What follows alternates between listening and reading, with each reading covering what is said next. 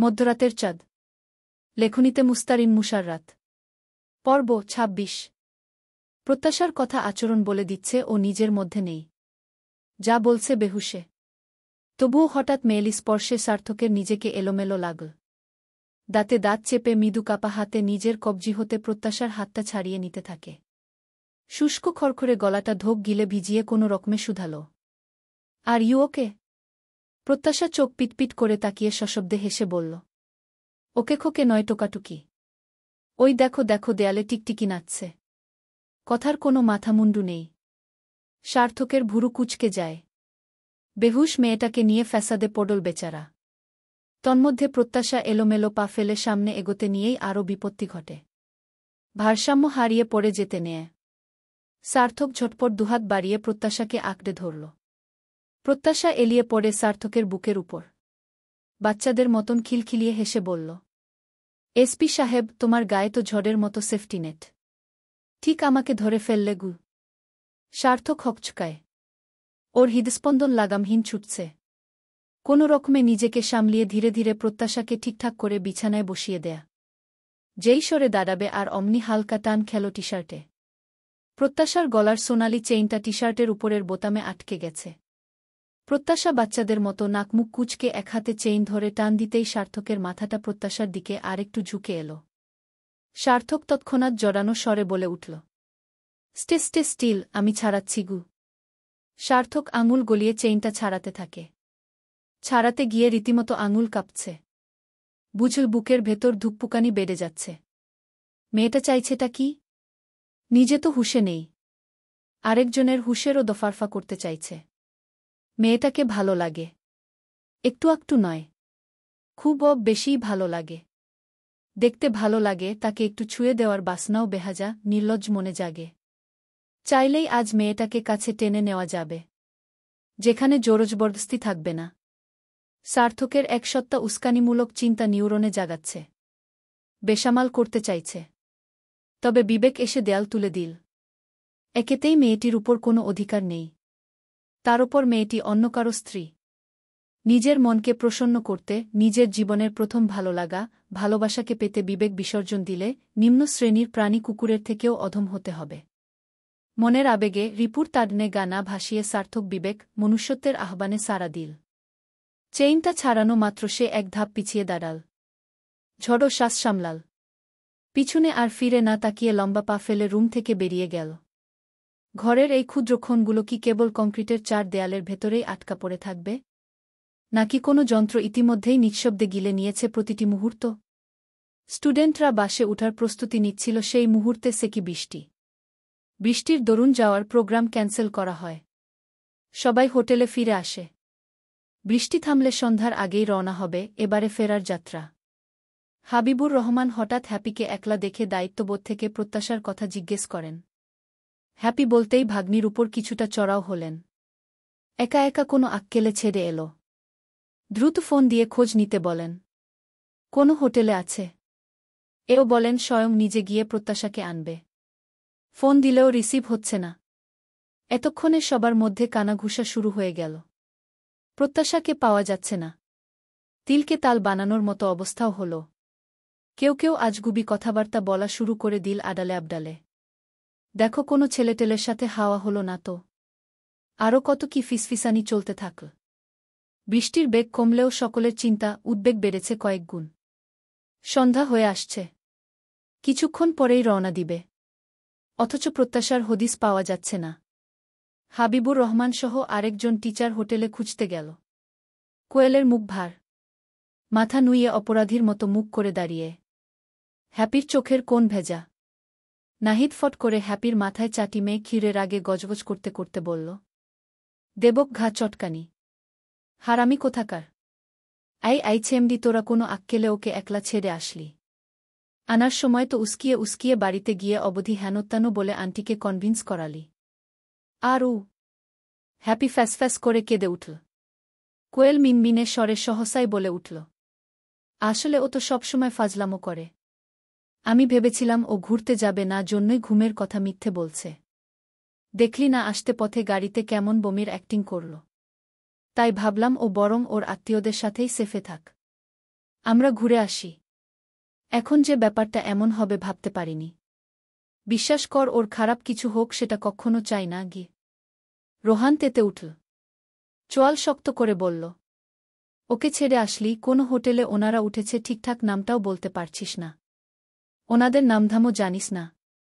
এদিকে আরেকটু পরেই সন্ধ্যা নামবে, অথচ এখনও প্রত্যাশার খবর নেই, ফোন ধরছে না। আন্টি আঙ্কেল তো তোদের দুটোকে পইপই করে বলেছিল ওকে সাথে সাথে রাখতে। তোরা কি করলি? ঘুরতে যাওয়াই তোদের কাছে আগে। বালের ঘুরতে যাওয়ার গুষ্টি উদ্ধার করি। শালার বন্ধুর থেকে ঘুরতে যাওয়া সব দেখাই নাকি আগে। লজ্জা করছে না তোদের দুটোর? কেমন বন্ধু? বন্ধুর পায়ে ব্যথা ও হাঁটতে পারবে না, সাথে থাকলে নিজে দেখতে পারব না। এই জন্য অন্যর ঘাড়ে গুজে দিয়ে একলা ফেলে আসিস। মির্জাফর সব কোথাকার। আরে তোরা একবার বলতিস আমি আর রোহান না হয় ওর সাথে থেকে যেতাম। তোরা দুটো মরার ঘোড়া ঘুরতিঘ। হ্যাপি ঝরঝরিয়ে কেঁদে উঠল। এক হাতে মুখ চেপে বলল, আমি কোয়েলকে বলেছিলাম। ও শোনেনি আমার কথা। নিজের মতো বলে আমাকেও এক প্রকার জোর করে এনেছে গিয়ে। নাহিদ এক হাত কোমড়ে রেখে অন্য হাতে কপাল ঘষে বলল, উফ, ওইটার আবার মাথার তার ছিঁড়া আছে। তারপর ফোন রিসিভ করছে না, তাই বেশি চিন্তা হচ্ছে গি। কোয়েল কণ্ঠে এক সমুদ্র আফসোস আর অপরাধ বোধ মিশিয়ে বলল, সরি, আমি একদম বুঝতে পারিনি। ওনারা ওর আত্মীয়, তাই আমি অত কিছু ভাবিনি। ভেবেছিলাম হোটেলে থাকা বা বাসে জার্নি করার চেয়ে ওনাদের কাছে নিরাপদে থাকবে। কিন্তু এখন প্রশ্ন, প্রত্যাশা ফোন রিসিভ করছে না কেন? হ্যাপি নাক টেনে ভেজা গলায় বলল, ওর কোনো বিপদ হয়নি তো? ও ঠিক আছে? ওনাদের সাথেই আছে তো? এখানে দাঁড়িয়ে সময় নষ্ট না করে রোহান চল খুঁজে দেখি গু।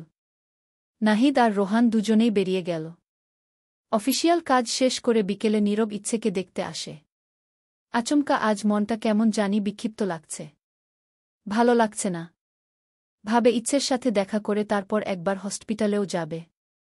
খান বাড়িতে এসে দেখে এত বড় বাড়ি ফাঁকা। কেমন ভুতুড়ে ভুতুড়ে। বুয়া দরজা খুলে দিতেই নীরব জিজ্ঞেস করল, ইচ্ছে? ইচ্ছে কোথায়? ওকে ডেকে দিন ঘু। ইচ্ছে উপরে ঘুমায় গু। হাত ঘড়িতে সময় দেখে নীরব বলল, সেটা বাঁচতে চলল, এখনো ঘুমিয়ে আছে গি। হয় স্যার, এই বাড়িতে একমাত্র ইচ্ছের জন্যই আসা হয়। অন্যরা কে কোথায় এসব জানবার বিন্দুমাত্র আগ্রহ নেই। নীরব স্থির করে চলে যাবে। আবার কি মনে করে ভাবলেকপল দেখে যাই। গাম্ভীর্য বজায় রেখে সুধাল, ইচ্ছে কোনো রুমে থাকে? 2 তলায় উইঠা ডানে গিয়া মাঝখানে যে রুম আছে ওই ডাগু। নীরব ত্রস্ত পায়ে সিঁড়ি বেয়ে উঠল। দরজার ফাঁক গলে দেখা গেল ইচ্ছে জানালার গ্রিল দুহাতে ধরে কপাল ছুঁই ছুঁই করে দাঁড়িয়ে। অদূর আকাশপানে ফ্যালফ্যাল করে তাকিয়ে নিজে নিজেই বলছে, পাপা তুমি জানো, কাল আমি ছাদ থেকে রংধনু দেখেছি। খুব মজা হয়েছে। তুমি থাকলে দেখতে খুব মজা হতো, হি হি হু। তারপর হালকা মাথা দুলিয়ে অস্পষ্টে ফিসফিস করল, পাপা তুমি তো আছি, তাই না? পরমুহূর্তেই মুখ ভার হয়ে এলো, তুমি নেই? মাম্মাটাও নেই। জানো পাপা, মাম্মা আমায় উল্পো আদর করে। এইটুকুন শব্দগুলো বিষের মতো কানে বিঁধল নীরবের। ছোট্ট মেয়েটা একা একা কল্পনা করে আপনমনে কথা বলছে। এভাবে চললে মানসিক ট্রমা, বিচ্ছিন্নতার ভয় ইচ্ছের মনে জেকে ধরবে। নীরবের বুকটা ভারী হয়ে আসল। গলাটা নরম করে সস্নেহ ভরা কণ্ঠে ডাকল, ইচ্ছে মামনি। ইচ্ছে আচরানো পাখির মতো ঘুরে তাকাল। চোখ দুটো চকচক করছে। মুখে অনাবিল হাসি ফুটে উঠল। পাপা। দৌড়ে এসে নীরবের কোমর জড়িয়ে ধরল। নীরব এক ঝটকায় কোলে তুলে আদুরে গলায় বলল, মামনি, একা একা কার সঙ্গে কথা বলছিলে? ইচ্ছে নিষ্পাপ স্বরে বলল, আমি তো তোমার সাথেই কথা বলি পাপা। উনুম। মাম্মা নেই, তাই কাল মাম্মার সাথেও বলেছি গু। ইচ্ছের গালে চুমু খেয়ে নীরব বলল, তুমি একা? মোনা আন্টি কোথায়? বিকেলে ঘুরতে যাওনি? ইচ্ছে দুদিকে মাথা নাড়িয়ে বলল, উহু, মোনা নেয় না। জানো পাপা, আমি খেলতে বললেও মোনা আমার সাথে খেলে না। বলে পড়ে, মাম্মা থাকলে খেলে। মাম্মা নেই। মোনা ফোন টেপে ঘি। আকস্মিক নীরবের কদিন আগে নিউজফিডের একটা নিউজের কথা মনে পড়ল। বাবা মা দুজনেই চাকরি করে ছোট্ট মেয়েটাকে বুয়ার কাছে রেখে যায়। মেয়ে বারবার বলতাম্মু তুমি থাকো না, আমার ভয় করে মা হেসে বুয়া তো আছে, ওর সাথে খেলবে, সময় কাটাবে, কিন্তু সেই বুয়া সারাদিন সিরিয়ালে ডুবে থাকত। মেয়েটা একা একা খেলা করত, নিজে নিজে কথা বলত, হাসত। ধীরে ধীরে বাস্তব গুলিয়ে ফেলত। শেষমেশ বাচ্চাটা বুদ্ধি প্রতিবন্ধী হয়ে যায়। ড্রয়িংরুমের সোফায় নীরবের গা ঘেঁষে ইচ্ছে বসে টেডি নিয়ে খেলছে। মনা মাথা নুইয়ে ওড়নার আঁচল 2 হাতে মুঠো করে ধরে ভয়ে জড়সড় হয়ে দাঁড়িয়ে। নীরব ভ্রু কুঁচকে তীক্ষ্ণ দৃষ্টিতে তাকাল। তোমাকে ইচ্ছের দেখভালের জন্যই রাখা হয়েছে। বাচ্চাটাকে সময় না দিয়ে তুমি সিরিয়াল দেখলে, ঘুমালে, তাহলে মাস শেষে যে বেতন পাও সেটা কি হালাল হয়? ইচ্ছেকে দেখাশোনা করা তোমার দায়িত্ব। ওকে পর্যাপ্ত সময় দেওয়াও দায়িত্বের মধ্যে পড়ে। দায়িত্বটাকে দায়িত্বের মতো নাও। মনা নিজের সাফাই দিতে মিহি স্বরে বলল, স্যার ম্যাডাম 2 দিন নেই, 24 ঘণ্টা আমিই দেখা রাখতাছি। এমনিতেও আমিই সবসময় খাওয়াই, গোসল করাই, সবটাই আমিই করি। তোমাকে ইচ্ছেরও দেখভাল সহ ওকে সময় দেওয়ার জন্যই রাখা হয়েছে। এমনি তোমাকে রাখা হয়নি। তোমার কাজই এটা। এখানে আমিই করি এরকম বলার তো কিছু নেই গি।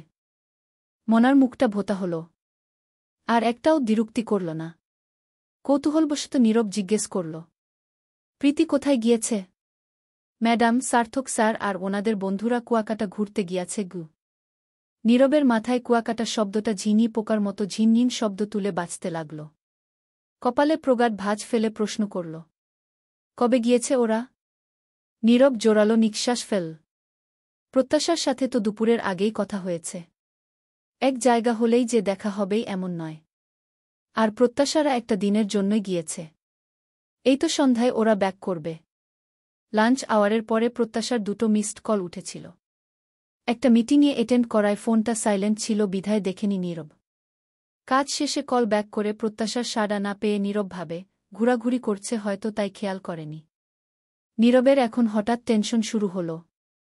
ফোন বের করে প্রত্যাশার নম্বরে লাগাতার কল করে চল। গোধূলির আকাশ মেঘে ঢাকা। দুশ্চিন্তার মেঘ নীরবের মনাকাশেও জমা হচ্ছে। প্রত্যাশাকে ফোনে পাওয়া যাচ্ছে না। নীরব 2 আঙুলে কপাল চেপে আরেক হাতে ফোনটা কানে ধরে বিটবিট করল। Pratyasha, pick up the phone please. Pratyasha সার্থক লেবুর শরবত জোগাড় করে অদ্রিকার হাতে দিয়ে বলল, অদ্রি, এটা প্রত্যাশাকে খাইয়ে দে। জোর করে হলেও খাইয়ে দিবি গু। অদ্রিকা দরজার দোরগোড়ায় দাঁড়িয়ে ঢোক গিলে বলল, আমি খাইয়ে দিব? হুম, তোকেই তো বললাম। কেন, কোনো সমস্যা? না মানে? ওর কথাবার্তা আর আচরণ দেখে কেন জানি আমার খুব ভয় লাগছিল। আমার দিদুনের বলা ভুতুড়ে গল্প আমি আজ অবধি বিশ্বাস করিনি। তবে সেই মুহূর্তে একটা সুস্থ মেয়ের হঠাৎ চেঞ্জ দেখে আমার ছোটবেলায় শোনা ভুতুড়ে গল্পই মনে উঠেছিল। দিদুন বলতো, মেয়েছেলেদের খোলা চুলে এখানে সেখানে নদীর ঘাটে ঘুরতে নেই। তালগাছ, নারিকেল গাছ, বটবট গাছে তেনারা থাকেন। তেনারা ঘাড়ে চাপেন। আর তেনারা ঘাড়ে চাপলে সেই মেয়েরা কেমন কেমন পাগলের মতো আচরণ কি।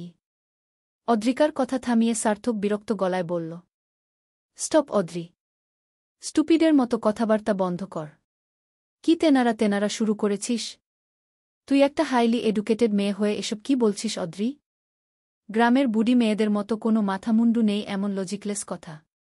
তেনারা ঘাড়ে চাপলেই মানুষ পাগল হয়ে যায়। আর সেই তেনারা কারা? গোড়া চিন্তা মাথা থেকে ঝেড়ে ফেল। টাইম ওয়েস্ট না করে জলদি প্রত্যাশাকে শরবত খাইয়ে দেগি। অদ্রিকা মাথা কাত করে বলল, ওকে। পরপর প্রীতির দিকে তাকিয়ে বলল, প্রীতি চলো আমার সাথে গু। প্রীতি সাথেই বলল, হ্যাঁ চলো। প্রীতিকে থামিয়ে দিতে সার্থক বলল, প্রীতিকে একটু দরকার আছে আমার। অদ্রি, তুই প্রত্যাশার কাছে ফার্স্ট যা। ও রুমে একা আছে। আমি বাইরে থেকে লক করে এসেছি। না জানি রুমে একা কি করছে। অদ্রিকা বিস্মিত হয়ে বলল, হোয়াট? প্রীতিকে দরকার? আমি একলা প্রত্যাশাকে সামলাব। সার্থক ভেবে বলল, ইচ্ছে কান্নাকাটি করছে। প্রীতির সাথে কথা বলবে গু। ওহ সার্থক লক খুলে অদ্রিকাকে ইশারা করে রুমে ঢুকতে। সার্থক বলল, সমস্যা হলে আমাকে ফোন দিস। তুই ওর সাথে আয়। আমার একটু কাজ আছে গি। প্রীতি রুমে ঢোকার সাথে সাথে সার্থক দরজার নব ঘুরিয়ে লক করে দিল। প্রীতি রুমের মাঝে 2 হাত বুকে ভাঁজ করে দাঁড়িয়ে। প্রীতি কিছুটা আঁচ করেছে। এখন ওর ভাই একের পর এক জেরা করবে নিশ্চয়। সার্থক চোখমুখ কঠোর করে এগোল। প্রীতি ঠোঁটে হাসি টেনে ঠোঁট মেলবে, কিছু বলবে, ঠিক সেই মুহূর্তে ঠাস করে শব্দ হল। প্রীতির এক হাত গালে চলে গেল। বিস্ময়ে প্রীতির চক্ষু কোটর ছাড়ার জোগাড়। প্রীতি হকচকিত হয়ে বলল, ভাই জৌ। কথাটা অসম্পূর্ণ রয়ে গেল। মাথাটা সোজা করার আগেই আরেকটা থাপ্পড় পড়ল। সার্থক চোয়াল শক্ত করে বলল, প্রীতি আমি জানি তুই ইচ্ছে করে এমন কিছু করেছিস। কারণ প্রত্যাশার পায়ে ব্যান্ডেজ বাঁধা অবধি ও ঠিকই ছিল। অদ্রির ভাষ্যমতে প্রত্যাশা বাকিটা সময় তোদের সাথেই ছিল। অদ্রিকে আমি ভালো করে চিনি। আর তোকেও চিনি। তাই আমার বুঝতে এতটুকু বাকি নেই। বল কেন প্রত্যাশার সাথে তুই এমন করছিস? কিসের শত্রুতা তোর ওর সাথে? প্রীতি হাত মুষ্টিবদ্ধ করে রাগে হিসিয়ে বলল, ভাইজা তুমি ভালো করেই জানো আমাদের শত্রুতা কার সাথে। আর এই মেয়েটা ওই পরিবারেরই একজন। সিদ্দিকী পরিবার তাদের বাড়ির বুকে খুব সম্মান দেয় না? সবার সামনে তাদের বাড়ির বুকে ছোট করা মানে গোটা সিদ্দিকী পরিবারকে অপদস্থ করাগু। আসল আর প্রধান রাগক্ষোভটা কৌশলে প্রীতি গোপন রাখল। সমস্ত রাগক্ষোভ, রিভেঞ্জ পুরনো শত্রুতার থেকে বলে চাপিয়ে দিল। সার্থক তপ্ত শ্বাস ফেলে দাঁত কিডমিডিয়ে বলল, প্রীতি পুরনো শত্রুতার জের ধরে একটা নিরপরাধ, নিষ্পাপ, সহজ সরল ভালো মনের মেয়ের ক্ষতি করা অন্যায়, পাপ। আর তুই দিন দিন চরম অ্যাগ্রেসিভ হয়ে যাচ্ছিস। যা মোটেই ঠিক হচ্ছে না। প্রীতি এখনো সময় আছে, আমি বলছি থেমে যা গু। No never. ওরা আমার খালামনিকে আগুনে পুড়িয়ে মেরেছে। আমার মা নিভৃতে আজও কাঁদে। খালামনি যা পারেনি আমাকে তা পারতেই হবে গু। উফ। সেই সময় অ্যাকচুয়ালি কি হয়েছিল আমরা কিন্তু জানি না। আসলে কিভাবে কি ঘটেছিল তা আমাদের অজানা। এক পক্ষের মন্তব্য শুনে জাজ করা যায় না প্রীতিগু। খুব যে ন্যায়বান সাজচ্ছ। কিছুদিন আগেই তো ফোনে ওই মেয়েটাকে পেতে আমার হেল্প চাইলে। তারপর কি এমন হলো পাল্টি খেলে? প্রীতি সেটা আমার চরম বোকামি ছিল। একসময় নীরবের সাথে জিদ করে প্রত্যাশাকে নিজের করার কথা ভাবলেও পরবর্তীতে বুঝতে পারি এটা অসম্ভব আর নিম্নমানের চিন্তা। তাই আমি তোকে নিষেধও করেছি। আর তুই কি করছিস? বিবেক, মনুষ্যত্ব জলাঞ্জলি দিয়ে একটা পরিবারকে হেনস্তা, অপদস্থ করবি বলেই নিরীহ মেয়েটার ক্ষতি করতে চাইছিস গি। সার্থকের কণ্ঠে ঘৃণা ঝরল। প্রীতি তুই নিকৃষ্ট মনের পরিচয় দিয়ে চলছিস। একবার নয় দুবার যা করলি, এতে তোকে আমার নিজের বোন বলতেও লজ্জা লাগছে গি। প্রীতি চেঁচিয়ে উঠল, একটা সাধারণ মেয়ের জন্য তুমি আমার সাথে সম্পর্ক খারাপ করেছ। আজকে তো লিমিট ক্রস করে ফেললে। এই প্রথম, তাও একটা অতি সাধারণ মেয়ে আমাদের শত্রুর বাড়ির বুয়ের জন্য আমার গায়ে হাত অবধি তুললে গু। প্রীতি বিড়বিড়িয়ে বল, ওই মেয়ে আমার ব্রোকে চেঞ্জ করে ফেলছে। সিদ্দিকী পরিবারের উপর থাকা ঘৃণাও আজ ভাইয়ার চোখে নেই। সেখানে আমার ভাইজা আমাকেই ঘৃণা করছে। এর প্রতিটি উত্তম জবাব কিভাবে ফেরত দিব তা আমার জানা। প্রিয় মানুষের চোখে ঘৃণা কিভাবে তৈরি করতে হয় সেটাও আমার ভালোই জানা আছে। শুধু সময়ের অপেক্ষা। ফিঙ্গার লক এর মাধ্যমে ফোন আনলক করে অদ্রিকাকে দিয়ে ওদের ফ্রেন্ডসহ স্যারের সাথে কথা বলিয়ে দেয় সার্থক। বলে বাস রওনা হওয়ার সময় ঠিক পৌঁছে দিবে প্রত্যাশাকে, ওর পায়ে ব্যথাতায় রেস্ট করছে। নীরবের নম্বর থেকে একাধিকবার কল দেখে সেখানেও হোয়াটসঅ্যাপে অদ্রিকা মেসেজ টাইপ করে। ফোন সাইলেন্ট ছিল তাই কল খেয়াল করেনি বলে। এও বলে কিছুক্ষণের মধ্যেই ওরা সব রওনা দিবে। ওদিকে ছোট্ট মেসেজ দেখে চিন্তার পাহাড় মাথা থেকে সরতে থাকে নীরবের। প্রত্যাশা যে বাচাল মেয়ে দেখা হলে নিজ থেকেই ঢাকঢোল পিটিয়ে বলত। তাই নীরব আর ওদের কথা তুলল না। শুধু ছোট্ট করে একটা শান্ত কোমল মেসেজ পাঠাল। Okay, understood. Wishing you a safe return. ফায়া মেনলা। প্রত্যাশা দুবার বমি করে। লেবুপানি খেয়ে চোখমুখে বারবার পানির ছিটা দিয়ে কিছুটা হুঁশে আসতেই ফিরবে বলে গো ধরে। এখানে আসার পরের কথাগুলো ওর কিছুই মনে পড়ছে না। অদ্রিকা কিছু বলতে গেলেও সার্থক আটকে দিয়ে পায়ে ব্যথা হচ্ছিল তাই ওদের সাথে এনেছিল বলে পাশ কাটিয়ে দেয়া। সন্ধ্যার পর সার্থক নিজে ড্রাইভ করে প্রত্যাশাকে ওদের বাসে তুলে দিয়ে আসে। 2-3 দিন পর পড়ন্ত বিকেল। নীরবের এক বন্ধুর বিবাহবার্ষিকী উপলক্ষে দাওয়াত পড়েছে। বিবাহিত বন্ধুরা সবাই সঙ্গিনীসহ নিমন্ত্রিত। সকালেই নীরব ফোন করে প্রত্যাশাকে বলেছিল যেন রেডি থাকে। বাড়িতে ঢুকে অধরার সঙ্গে সৌজন্য বিনিময় করে সে সোজা প্রত্যাশার রুমের দিকে এগোয়। অধরা নাস্তার আয়োজন করতে ব্যস্ত। ভেজানো দরজাটা এক হাতে সরিয়ে দিতে না দিতেই নীরবের চোখ বিস্ময়ে বড়বড় হয়ে যায়। প্রত্যাশা আয়নার সামনে দাঁড়িয়ে আঙুলের খাজে শাড়ির কুচি গুছিয়ে কোমরে গুজে নিচ্ছে। পরপর আঁচল বুকের উপর টেনে আনতে গিয়েই মাথা হালকা ঘুরাতেই চোখে চোখ পড়ে নীরবের সঙ্গে। প্রত্যাশা চমকে একটু চেঁচিয়ে উঠল, ইয়া আল্লাহ! আপনি কখন এলেন? আর ওখানে দাঁড়িয়ে ওভাবে তাকিয়ে আছেন যে? কি দেখছিলেন বলুন তো? নীরব ঠোঁটের কোণে দুষ্টু হাসি টেনে এগোল। দুই আঙুলে কপাল চুলকিয়ে দুষ্টুমির স্বরে বলল, এই জন্যই তো সকালেই বলে রেখেছিলাম রেডি হয়ে থাকতে। কিন্তু তুমি যে এমন দৃশ্য বানাবে সেটা তো বলনি। এখন বলো এই অবস্থায় কোথায় যাই? বরং এখানেই খুন হয়ে যাই তোমার সৌন্দর্যে। প্রত্যাশা লজ্জায় চোখ বড়বড় করে বলে, উফ, কি সব আজেবাজে বলেন আপনি? নীরব দুপা এগিয়ে খুব কাছাকাছি দাঁড়াল। ফিসফিসিয়ে বলল, আজেবাজে না, একদম সত্যি। প্রত্যাশা ভ্রুকুচকে রাগ দেখানোর ভান করে বলল, একদম নাটক করবেন না। এখন বলুন ঠিক কতক্ষণ ধরে দাঁড়িয়েছিলেন? নীরব ঠোঁটে জোরালো হাসি টেনে মুগ্ধ কণ্ঠে বলল, তোমার চোখ আমার চোখে পড়ার আগ পর্যন্ত আমি সময়ের হিসেব ভুলে গিয়েছিলাম। এমনকি নিজেকে চিনতেও ভুলে যাচ্ছিলাম। তোমার রূপে, তোমার উপস্থিতিতে যেন এক মুহূর্তে সব কিছু থেমে গিয়েছিল। প্রত্যাশা চোখ নিচু করে লাজুক হাসি চাপতে চেষ্টা করল। কিন্তু দুগালের লালচে আভা ওর সমস্ত চেষ্টা ব্যর্থ করে দিল। নীরব দুহাতে পেছন থেকে প্রত্যাশার কোমর জড়িয়ে ঘাড়ে থুতনি রেখে দুষ্টু স্বরে ফের বলল, জানো, যদি কেউ আমাকে জিজ্ঞেস করে স্বর্গ সুখানুভূতি কেমন, আমি বলবো, এই তো আয়নার সামনে দাঁড়িয়ে কুচি গুজে নেওয়া একটা মেয়ের মতো গু। প্রত্যাশা কাঁধের আঁচল ঠিক করতে করতে বলল, আপনাকে যতটা শান্ত ভদ্র দেখায় আর আমিও আগে আপনাকে যেরকম ভেবেছিলাম মোটেই আপনি তেমন নয় গিয়ে। প্রত্যাশার উন্মুক্ত গলায় নাক ঘষে নরম গলায় জিজ্ঞেস করল নীরব, তাহলে কেমন আমি? বলো শুনি।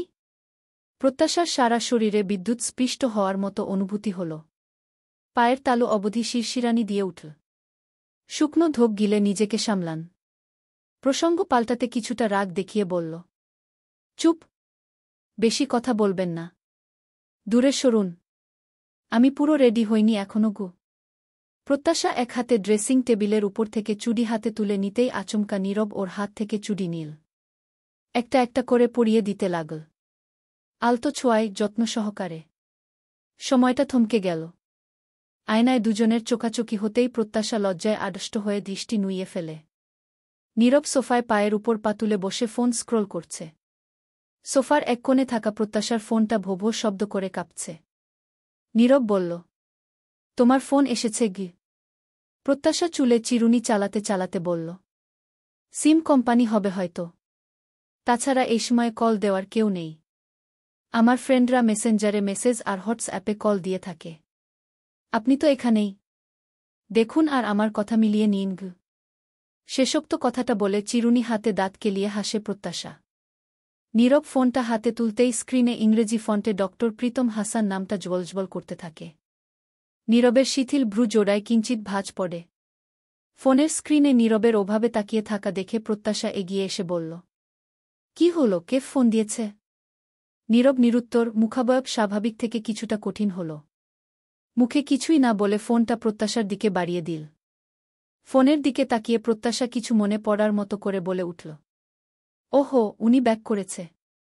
এহে, আপনাকে তো একটা কথা বলাই হয়নি। আপনি যে ব্যস্ত মানুষ, সারাদিন চোর ডাকাতের ফাইল ঘেঁটে সময় পার করেন। রাতে আমার ভীষণ ঘুম পায়, তখন আপনি কল করেন। বলার কথা খেয়ালই হয়নি। ওখানে আমার প্রীতি আপুদের সাথে দেখা হয়েছিল। একটু থেমে ফোনটা হাতে নিয়ে প্রত্যাশা সরল হেসে বলল, যাই বলুন না কেন, আপনার ব্যয় কিন্তু কাইন্ড হার্টেড মানুষ। আমাকে অনেক হেল্প করেছিলেন। ওনাকে থ্যাঙ্কস জানানো হয়নি। ছোট্ট একটা থ্যাঙ্কস দিতে দুপুরে কল দিয়েছিলাম। তখন মেবি ব্যস্তটস্ত ছিল, রিসিভ করেনি। এখন ব্যাক করেছে দেখছি। 1 মিনিট আমি কথা বলে নিই গু। সামনের ব্যক্তির মুখাবয়ব লক্ষ্য না করেই এক নাগাডে ঘন ঘন কথা বলে থামল প্রত্যাশা। চলবে। ঈদে বাড়িতে এসেছি, অনেক লোকজনের ভিডে লিখতে পারিনি। বিলম্বের জন্য দুঃখিত। আর এতটা লেট হবে না ইনশাল্লাহ। মধ্যরাতের চাঁদ। লেখনীতে মুস্তারিন মুশাররাত। পর্ব ২৭। ফোনটা আবার কেঁপে উঠতেই প্রত্যাশা ত্রস্ত রিসিভ করল। নীরব নিজেকে স্বাভাবিক দেখাতে সামনের ছোট্ট টেবিলের উপর থেকে ম্যাগাজিনের বইটা হাতে তুল। প্রত্যাশা ফোনটা কানে নিয়ে হালকা গলায় বলল, আসসালামু আলাইকুম গে। ওপাশ থেকে সার্থকের শান্ত গম্ভীর গলা ভেসে এল, ওয়ালাইকুমুস-সালাম গে। একরাশ কৃতজ্ঞতা মেশানো সুরে বলল প্রত্যাশা, সেদিন আপনি কতটা হেল্প করলেন, একটা ধন্যবাদও দেওয়া হয়নি। তাই দুপুরে ভাবলাম একটা ধন্যবাদ জানাই।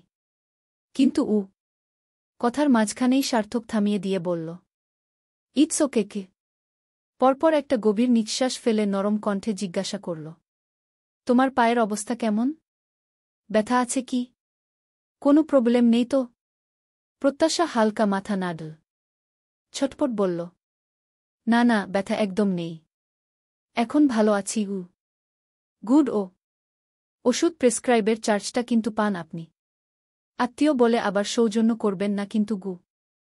প্রত্যাশার বোকাসোকা সরল কথাটি শুনে সার্থক হেসে ফেল। বলল, এতটা ব্যবসায়ী হতে পারব না। আত্মীয়দের সঙ্গে হিসেব নিকেশ চলে না। আর আত্মীয় স্বজনেরও তো অধিকার আছে। ওটা তোমার অধিকার ছিল। এখানে চার্জের প্রশ্নই আসছে না। কথা বলতে বলতে আকস্মিক চোখের তারায় দিঘির জলের মতো ভাসা ভাসা দুটো চোখ, মায়াবী একখানা মুখ ভেসে উঠল। বেহাজা মন না জানি উসকে দেয়, এই ভয়ে তটস্থ হল সার্থক। আর হল বলেই হঠাৎ কথার রেশ ছিঁড়ে প্রসঙ্গ বদলিয়ে বলে উঠল, আচ্ছা প্রত্যাশা, আমি একটু বিজি আছি।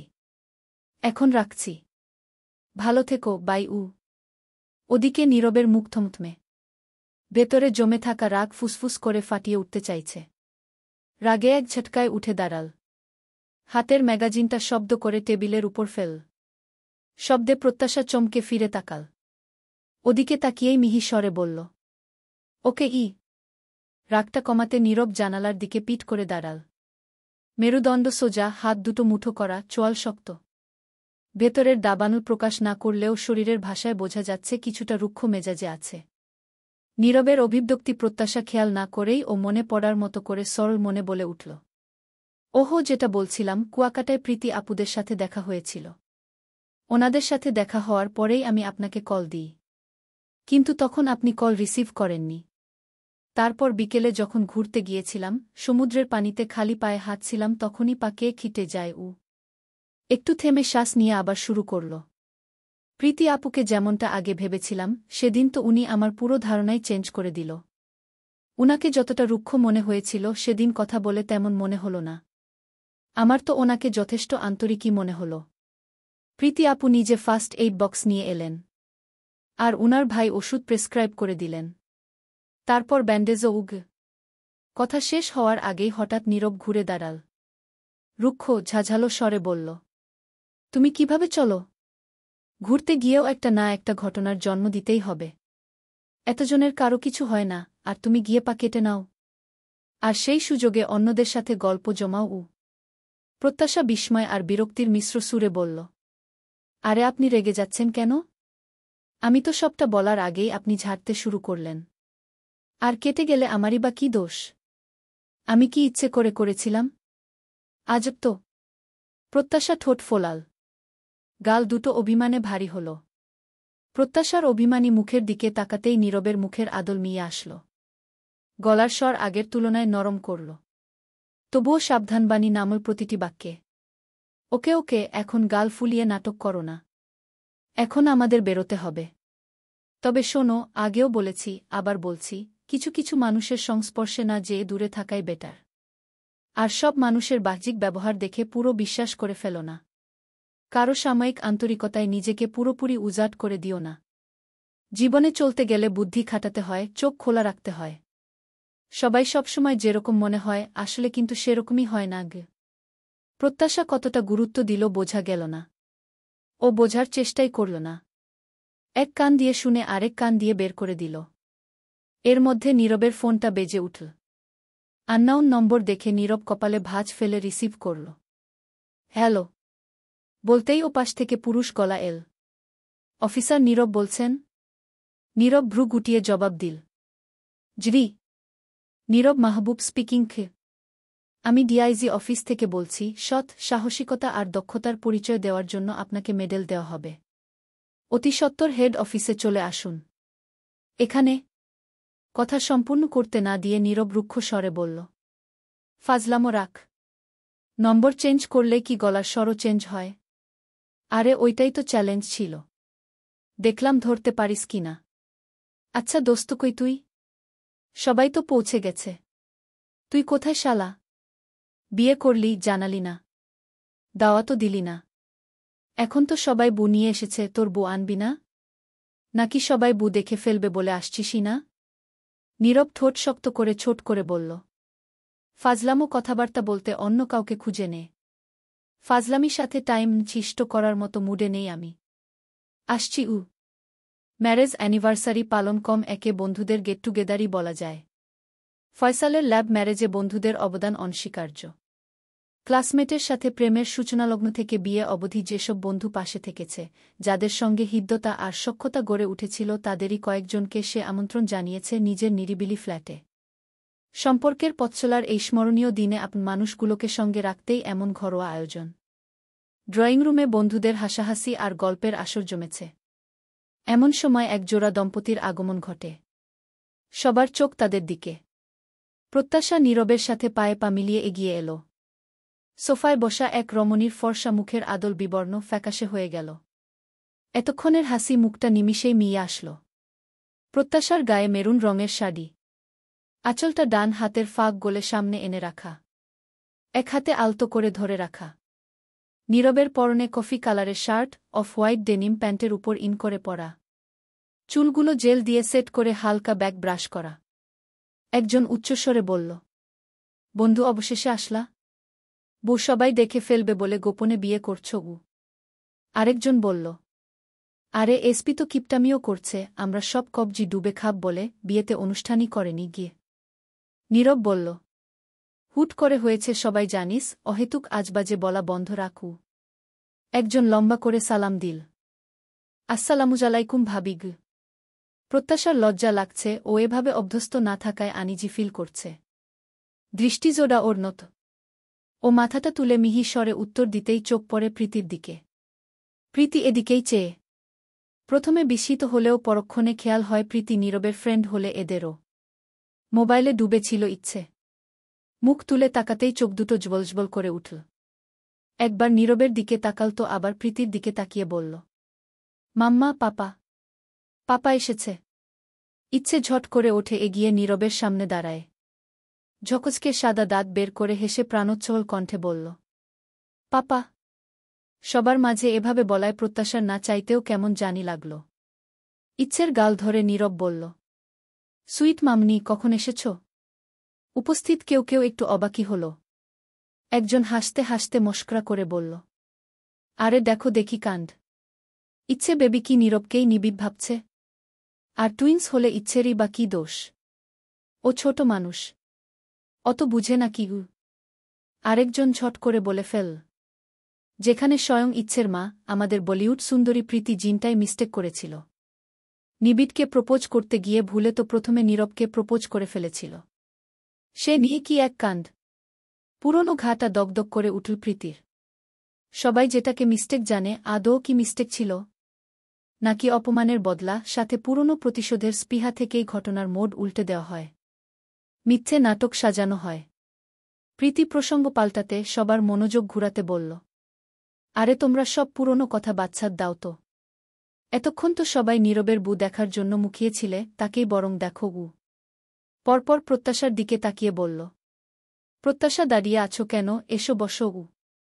প্রত্যাশা প্রীতির দিকে তাকিয়ে ফের নীরবের দিকে তাকাল। চোখের ভাষায় নীরবের সম্মতি পেতেই আলগোছে গিয়ে বসল। মেয়েরা এক পাশের সোফায়, ছেলেরা অপর পাশে। সামনে টিটেবিলে নাস্তায় ভরপুর। খেতে খেতে আড্ডা আবার জমে উঠল। ইচ্ছে নীরবের কোলের উপর বসে ফোনে গেম খেলছে। গল্পের এক পর্যায়ে একজন বলল, এখানে উপস্থিত নীরব বাদে বাকিদের লাভ ম্যারেজ। তা নীরব, আমাদের ছোঁয়া কেন তোর গায়ে লাগল না বলতো? প্রেমপিড়িতে তোর এলার্জির কারণটা কি ছিল? নীরব একটু কেশে বলল, প্রেমের পরিণতি যদি বিয়ে না হয় তবে তা আবেগী থাকে, অধিকার নয়। একটা কাগজে নাম মোহর হওয়া মানেই দেয়া হক, দেয় নিরাপত্তা, দেয় তাকে ছুঁয়ে রাখার অধিকার। সবার সামনে গর্ব করে বলা যায় সে আমার হালাল জীবনসঙ্গী গু। এক সেকেন্ড থেমে বলল, প্রকাশ্যে সম্মানে দায়িত্ব নিয়ে আমার জন্য নির্ধারিত জনকে আমার পাশে রাখতে চেয়েছি। তাই প্রেম নয়, আমি হালাল সম্পর্ককে বেছে নিয়েছি। এটা আমার থট। তবে আমি এটাও মনে করি সব কিছুই উপরওয়ালার লিখে দেওয়া, তাই এমনটাই হয়েছে। এছাড়া নাথিংকে। কিছুপল পর সবাই কথা বললেও প্রত্যাশা চুপচাপ। একেতে অচেনা লোকজন, তার উপর সবাই অনেক সিনিয়র। ওর কী বা বলার আছে? ইচ্ছের হাত ধরে প্রত্যাশা একটু দূরে জানালার পাশে এসে দাঁড়াল। কয়েক মুহূর্ত পরেই পুরুষালী পরিচিত স্বর কানে এলো। আনিজি লাগছে? বেশি খারাপ লাগছে তোমার? নীরবের দিকে ঘুরে তাকাল প্রত্যাশা। মাথা নাড়িয়ে ঠোঁট উল্টে বলল, হুম, বেশি না, একটু একটু কেমন কেমন লাগছে গি। প্রত্যাশার বলার ধরন দেখে নীরব হেসে ফেল। আশ্বস্ত করতে বলল, আর একটু ওয়েট করো, আমরা চলে যাব। ইচ্ছে মুখ তুলে নীরবের দিকে তাকিয়ে বলল, পাপা আমিও যাব। এর মধ্যে প্রীতি ডাক দিল, ইচ্ছে তোমার হেয়ার ব্যান্ড ওখানে খুলে পড়েছিল দেখছি, এসো লাগিয়ে দিই। ইচ্ছে কপা এগিয়ে প্রীতির শুভ্ররঙা 3 পিসের ওড়না টেনে ধরল। আহ্লাদি গলায় বলল, মাম্মা আমি পাপার সাথে যাব। পাপা ওকে নিয়ে যাবে গু। প্রত্যাশাকে আঙুল দিয়ে দেখিয়ে বলে। প্রীতি বিরক্তি নিয়ে বলল, ইচ্ছে জ্বালাবে না? একটু পর আমরা বাসায় ফিরব। এখন চুপচাপ বাকিটা সময় থাকবে। কোনো কথা বলবে না গি। ইচ্ছে গাল ফুলাল। ঠোঁট ভেঙে কান্না আসছে। নীরব এগিয়ে ইচ্ছের মাথায় হাত বুলিয়ে বলল, ইচ্ছে অন্যদিন নিব তোমাকে। ইচ্ছে জেদি স্বরে বলল, না ইক্ষুনখ। প্রীতি চোখ রাঙিয়ে চাইল। ধমক দিয়ে কিছু বলবে তার আগেই নীরব বলল, আচ্ছা ঠিক আছে, তোমাকে নিয়ে যাব। পরপর প্রীতির দিকে তাকিয়ে বলল, ইচ্ছে যেহেতু যেতে চাইছে ওকে নিয়ে যাই। কাল আমি দিয়ে আসব। আশা করি তোমার কোনো অসুবিধে হবে না। আর অসুবিধা হওয়ার কিছু নেইও, কাজের লোকের কাছে থাকার চেয়ে আমাদের ওখানে যে একটু হলেও বেশি ভালো থাকবে ইচ্ছে, এটা আমি চোখ বুজে বলে দিতে পারি। কথাগুলো পিঞ্চ মেঘ ঘুরে বলে নীরব তা প্রীতি ঢের বুঝ। তবে প্রত্যুত্তর দিল না। ডিনার না করেই সবাইকে বুঝিয়ে কিছু একটা অজুহাত দিয়ে নীরব চলে আসে।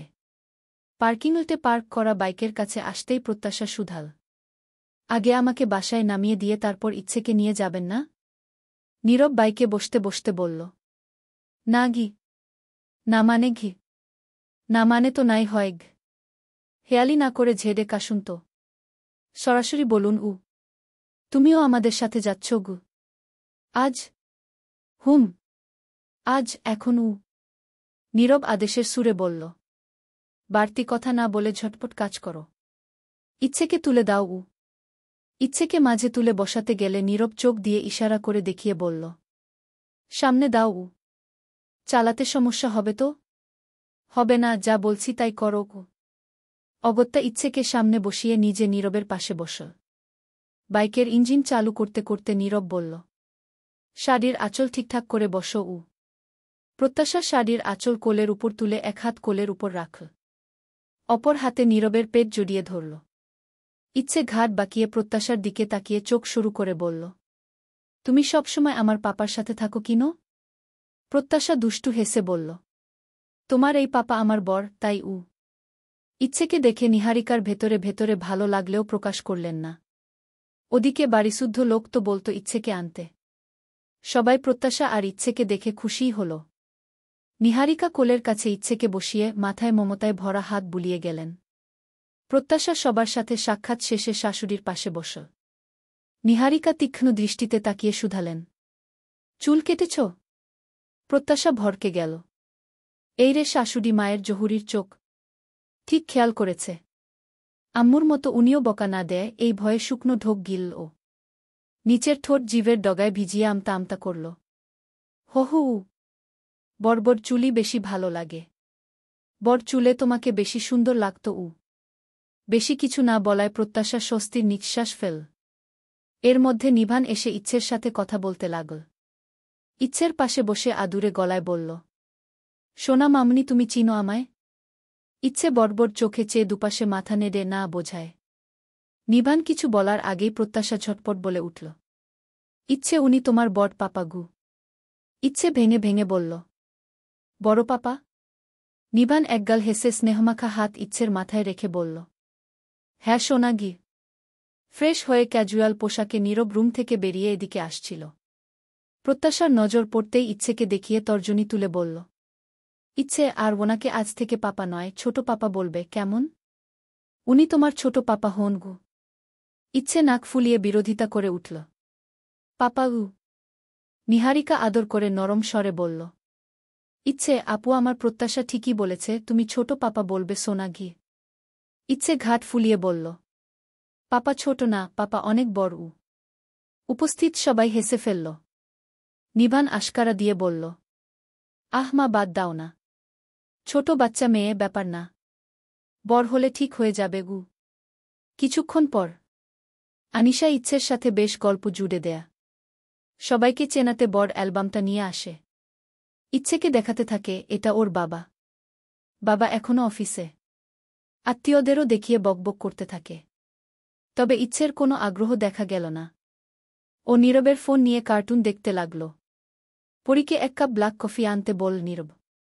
তবে খুঁটিয়ে খুঁটিয়ে প্রত্যাশা ছবি দেখতে আরম্ভ করল। অ্যালবামটা প্রত্যাশার কোলের উপর। এক পাশে আনিশা, আরেক পাশে ইচ্ছে নীরবের গা ঘেঁষে। প্রত্যাশা আর আনিশার দৃষ্টি অ্যালবামের পাতা। ছবির পাতা উল্টে উল্টে হঠাৎ একটা পাতায় এলেই আনিশা খিলখিল করে হেসে বলে উঠল।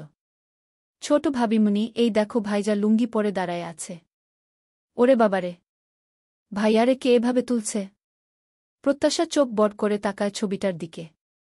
আবিরের ছবি, গাল দুটো ফুলে আছে আর পরনে ছাপের লুঙ্গি আর সাদা গেঞ্জি। দেখেই বোঝা যাচ্ছে সুন্নাতে খাতনার ছবি। প্রত্যাশা ভ্রু তুলে ঠোঁট চেপে হেসে বলল। আরে আরে, এই ছবি তো দেখেই বোঝা যাচ্ছে বেআই প্লাস দেবরের ম্যানলি জার্নির শুরুর দিকগু। আবিরের দৃষ্টি টিভির পর্দায় থাকলেও এহেন কথায় বেশ লজ্জায় পড়ল। আরেক পাতা উল্টাতে না উল্টাতেই একদম ছোটবেলার ছবি আসল। দুষ্টু পাকনি আনিশা বিজ্ঞের মতন গোল গোল চোখ করে চেয়ে বলল। এইটা ভাইজা? আমি জানি, বড় দাদান বলেছিল। এমা নেন্টু ভাইজা গু। একদম ছোটবেলার ছবি। ছবিটিতে আবিরকে বেশ নাদুস নুদুস লাগছে। গায়ে পোশাক না থাকলেও কপালের উপর কালো ইয়া বড় নজর টিকা। ফর্সা মুখে চাঁদের মতো জ্বলজ্বল করছে। আনিশার কথা শুনে আবির ধমক দিয়ে উঠল। পরপর শর্মিলাকে উদ্দেশ্য করে কাদো কাদো মুখ করে অসহায় কণ্ঠে বলল। আম্মু, এসব ছবিও রাখা লাগে নাকি?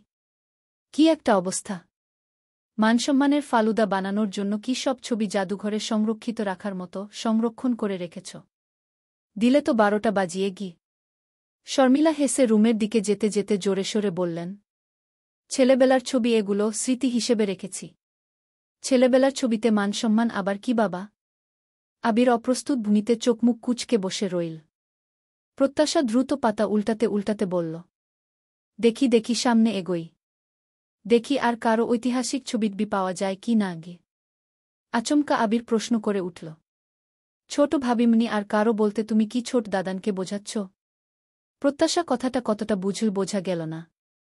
ও তৎক্ষণাৎ মাথা নাড়িয়ে বলল। হুগ। সবে কফির মগে চুমুক দিয়েছিল নীরব। ওদের এমন কথোপকথনে গলায় বেশম লাগে তার। নীরবের খুকখুক কাশিতে প্রত্যাশার টঙ্ক নড়ে। ও ঝড়ো বেগে দুদিকে মাথা নাড়িয়ে বলল। এই না না, আমি তা বলিনি গি। আবির হাসতেই নীরব চোখ পাকিয়ে তাকাল। নীরবের এক দৃষ্টিতেই বেচার হাসি ফিউজ হয়ে গেল। প্রত্যাশা লজ্জা পেয়ে অ্যালবাম রেখে ত্রস্ত উঠে গেল। ঘড়ির কাটা রাত 12টার ঘর ছুঁই ছুঁই।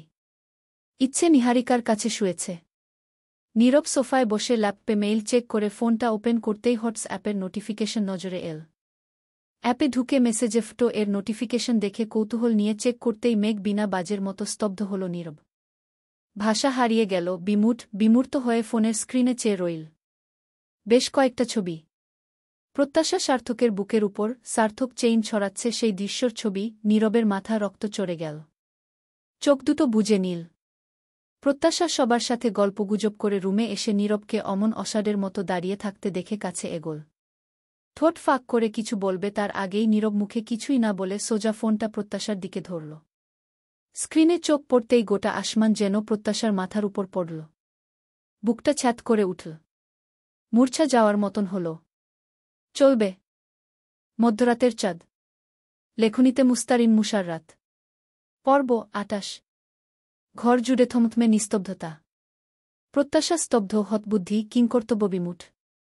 আশঙ্কায় মেয়েটার চোখের পাতাগুলো কাঁপছে অনবরত, ঠোঁটজোড়া কেঁপে কেঁপে থেমে যাচ্ছে। গলায় শব্দ আটকে আছে। সবটা ঠাউর করতে পারছে না। নিচু স্বর, অথচ ছুরি দিয়ে কাচে আঁচড় দেওয়ার মতো ধারালো স্বরে প্রশ্ন ছুড়ল নীরব।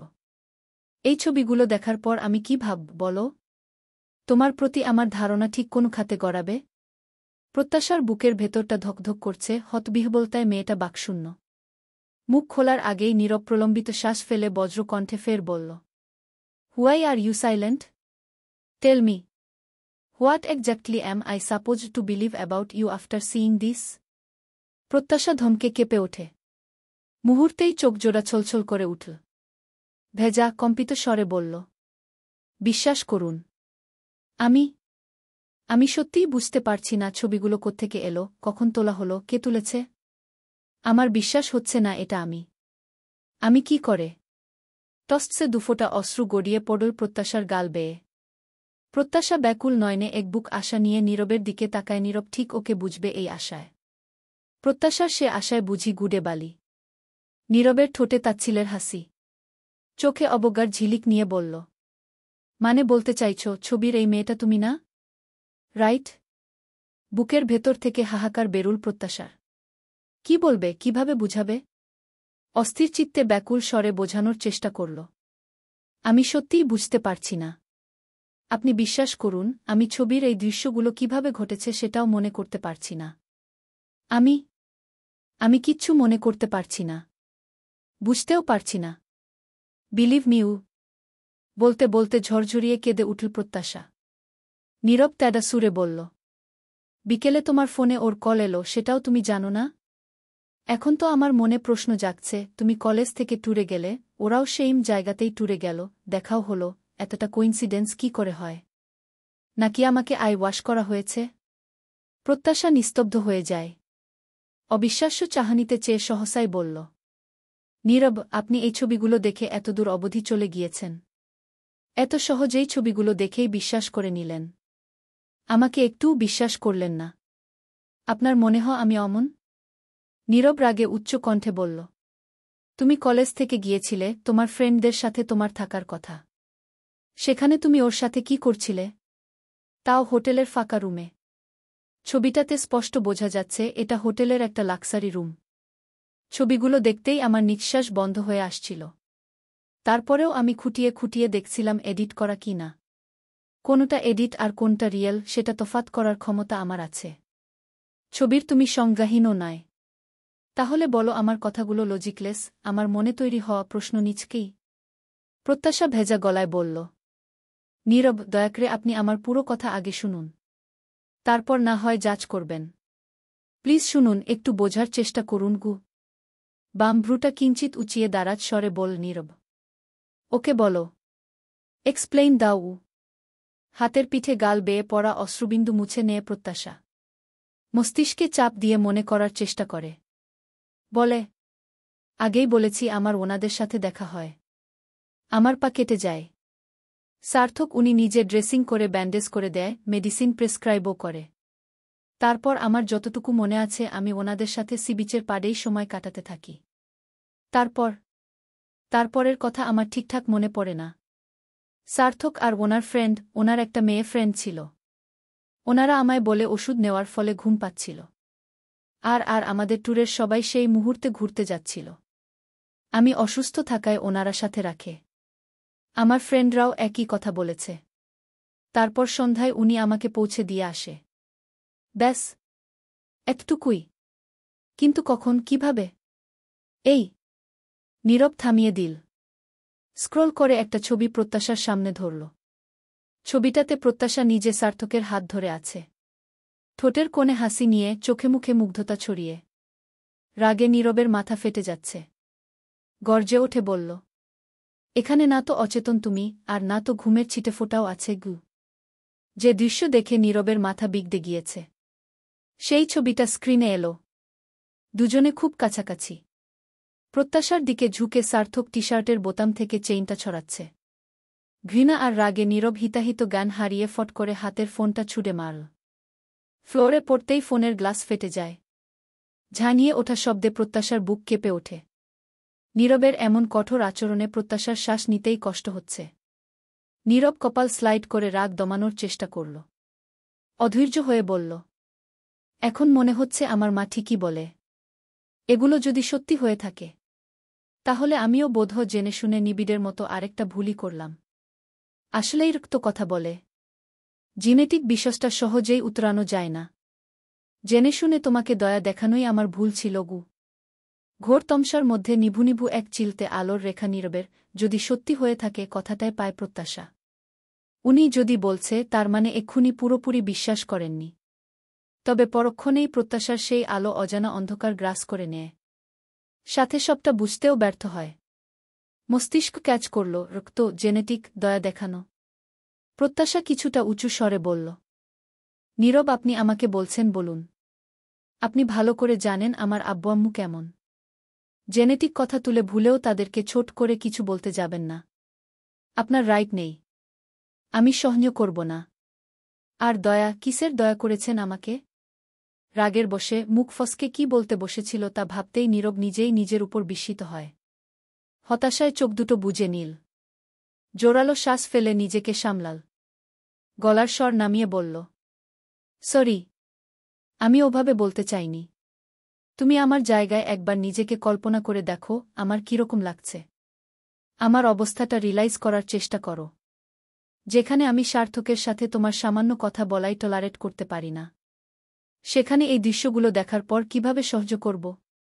চোখে ননতা পানির বহর নিয়ে অনুনয় করে ব্যাকুল স্বরে বলল প্রত্যাশা, দয়া করে আমায় একবার বিশ্বাস করুন। আমি যেমনই হই না কেন, তবে সজ্ঞানে কখনো কোনো অন্যায় পা ঘিপ করতে পারি না। এতটুকু আত্মবিশ্বাস আমার আছে। আচ্ছা, আমাকে সত্যি করে বলো, তুমি বুঝতে পারোনি আমি সার্থকের সাথে তোমার কথা বলা পছন্দ করতাম না? সেদিন হাসপাতালে ওর চেম্বারে আমার আচরণ, কথা শুনে কিছুই বোঝনি? এছাড়াও বাড়িতেও আমি তোমাকে বোঝানোর চেষ্টা করেছি। তারপরও তুমি ওর থেকে হেল্পও নাও, ওর কাছে রেস্টের জন্য আশ্রয় নাও, আবার আমারই সামনে থ্যাঙ্কস জানাও। আমার যে বিষয়টা অ্যালার্জি লাগে তুমি সেটা স্বাচ্ছন্দ্য নিয়ে করে যাও। এগুলোর ব্যাখ্যা কি? বাদ দিলাম ছবির কথা কি। প্রত্যাশা কাপা কাপা গলায় বলল, মুনি আপনার আত্মীয়, সেই সূত্রেই আমি কথা বলেছি। আপনি যে ওনাকে অপছন্দ করেন আমি সেটা বুঝতে পারিনি গি। নীরব চোয়াল শক্ত করে আচমকা প্রত্যাশার দুই বাহু শক্ত করে ধরল। রাগান্বিত হয়ে দাঁত কিডমিডে বলল, তুমি বুঝবে কি করে? তুমি তো সবসময় নিজেকেই প্রায়োরিটি দাও। অন্যকে নিয়ে কখনো ভেবেছ? না, ভাবনি। অন্যের বিরক্ত লাগা, অন্যের খারাপ লাগাকে তুমি এক পয়সার দাম দাও না। তোমার যখন যা মন চায় তাই করো। প্রত্যাশার গা থরথরিয়ে কাঁপছে। কান্নার শব্দ গলায় আটকে আছে। অঝোরে আশাধিয়া বর্ষণ কপল বেয়ে নামছে অবিরত। নীরব আগু গুণ চোখ নিয়ে রাগক্ষোভ ঝাড়ল। তুমি ছোট, অগোছালো কিশোরী, তোমার কাছ থেকে বেশি কিছু এক্সপেকটেশন রাখা বোকামি। তাই আমি তোমার কাছে ন্যূনতম এক্সপেক্টও রাখিনি। তুমি যেমন আমি তেমন তুমিটাকেই মেনে নিয়েছি। মাঝখানে তোমার কিছু ভুলকেও চোখ বুজে মেনে নিয়েছি। তোমাকে কারো কাছে এতটুকু খাটো হতে দিইনি গি। প্রত্যাশার বুক ফেটে যাচ্ছে। ও অস্ফুটে কিছু বলতে চাইল। নীরব থামিয়ে দিল। প্রত্যাশার বাহু ছেড়ে দিল। ডান হাত উঁচু করে তুলে বলল, লেট মি ফিনিশ গো। প্রত্যাশার নিজেকে খুব অসহায় ঠেকছে।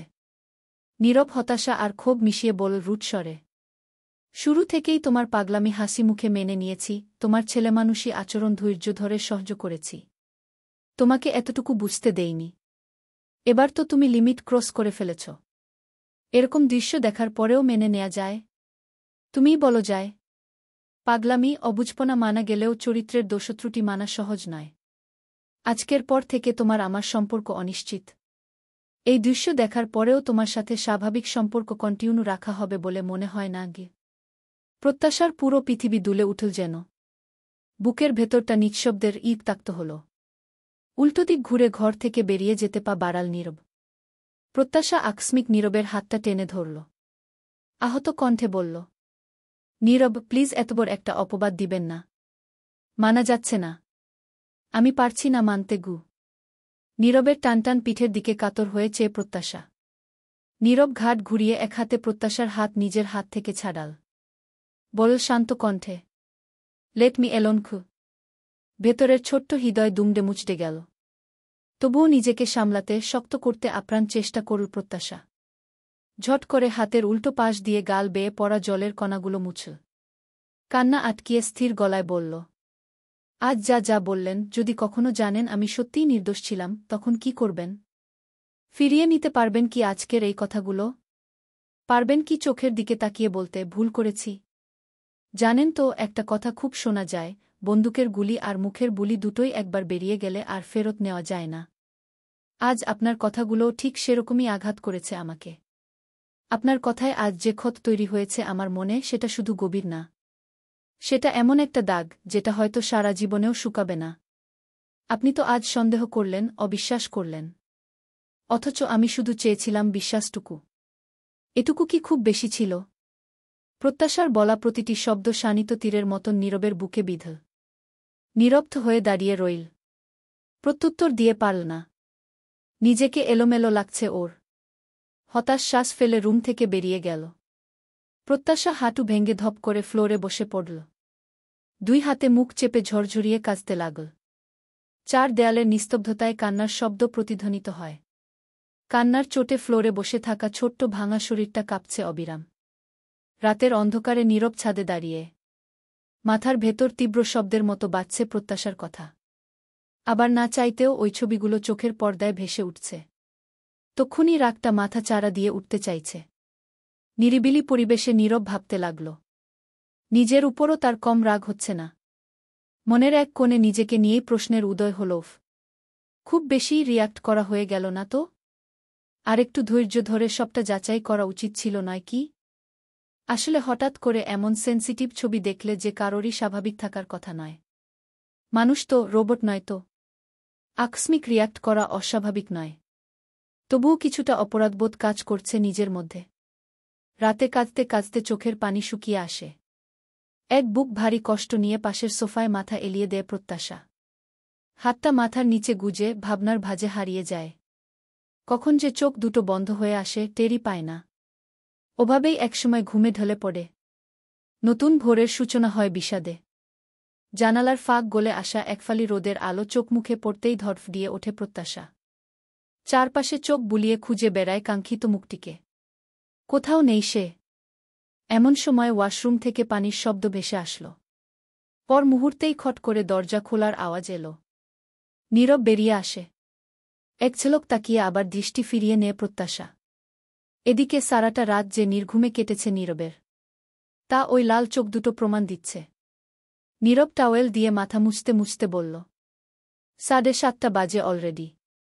ইচ্ছেকে বাসায় দিয়ে আসতে হবে, ওর স্কুল আছে। তুমিও রেডি থেকো, তোমাকেও নামিয়ে দিয়ে যাব। বাড়তি ঝামেলা করার থেকে একসাথেই ড্রপ করে দিব গ। প্রত্যাশা ভেতরে ভেতরে তীর্যক হেসে মনে মনে বললেতটাই ঘি না করেন যে চোখের সামনে থেকে সরাতে এত সকাল সকাল বিদে করার তোড়জোড় শুরু করেছেন। খাবার টেবিলে এক লোকমা খাবার মুখে তুলে গলাধকরণ করতে খুব কষ্ট হচ্ছে প্রত্যাশার। গলা দিয়ে খাবার নামতে চাইছে না। ওদিকে নীরব তো আগেই মাকে বল, এত তাড়াতাড়ি সে ব্রেকফাস্ট করবে না। ইচ্ছেকে যেন ফাস্ট রেডি করিয়ে দেয়া।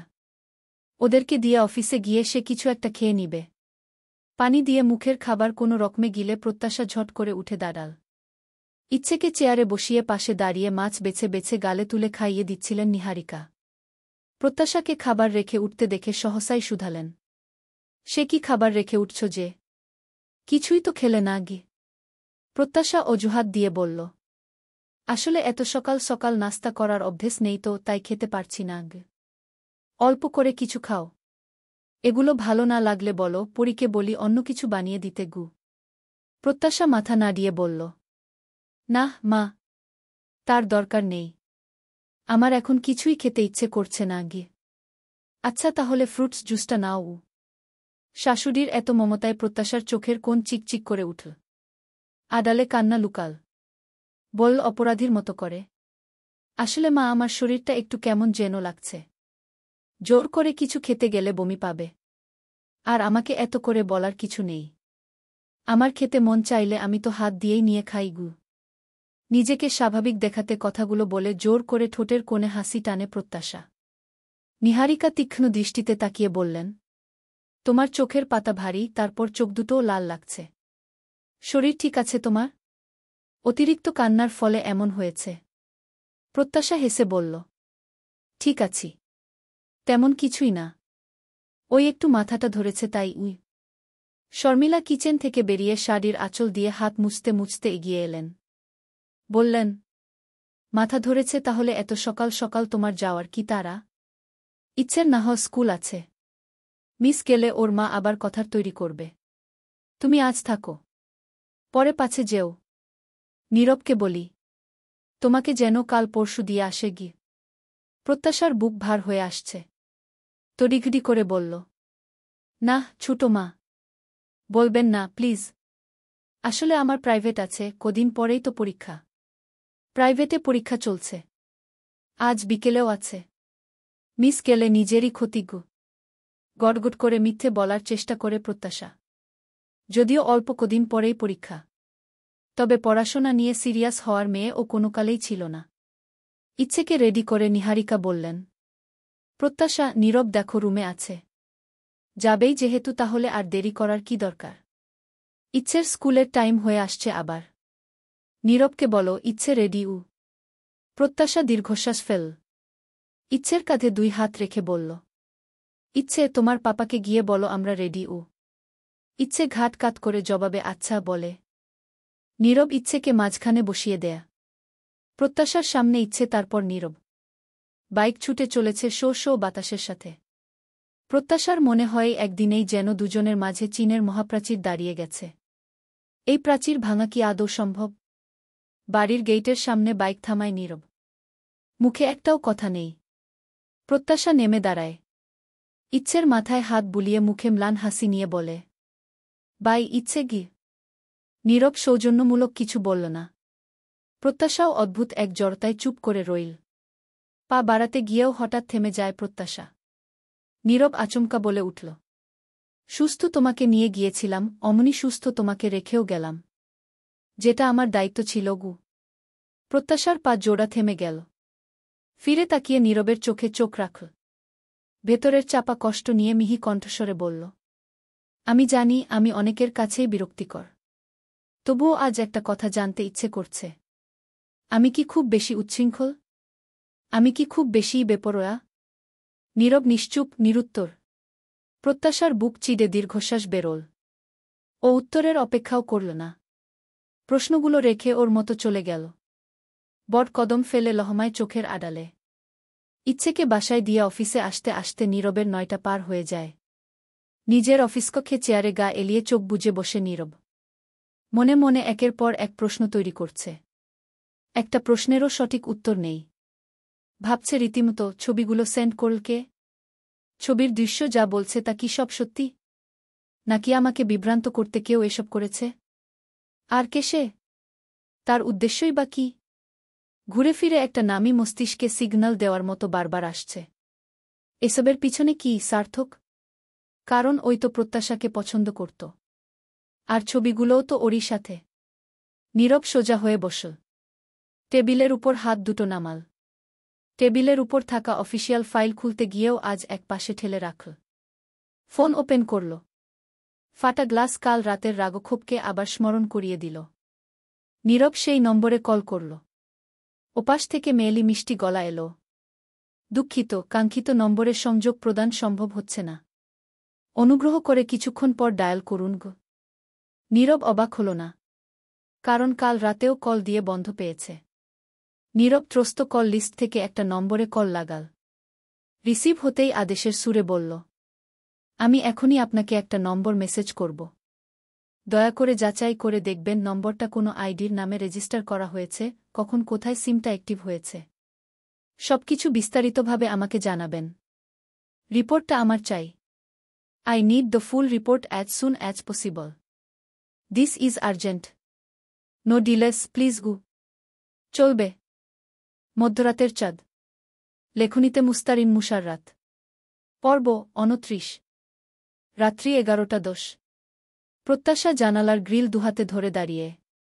আকাশে কালো মেঘের ভেলা বাতাসের সাথে যেন উঠছে।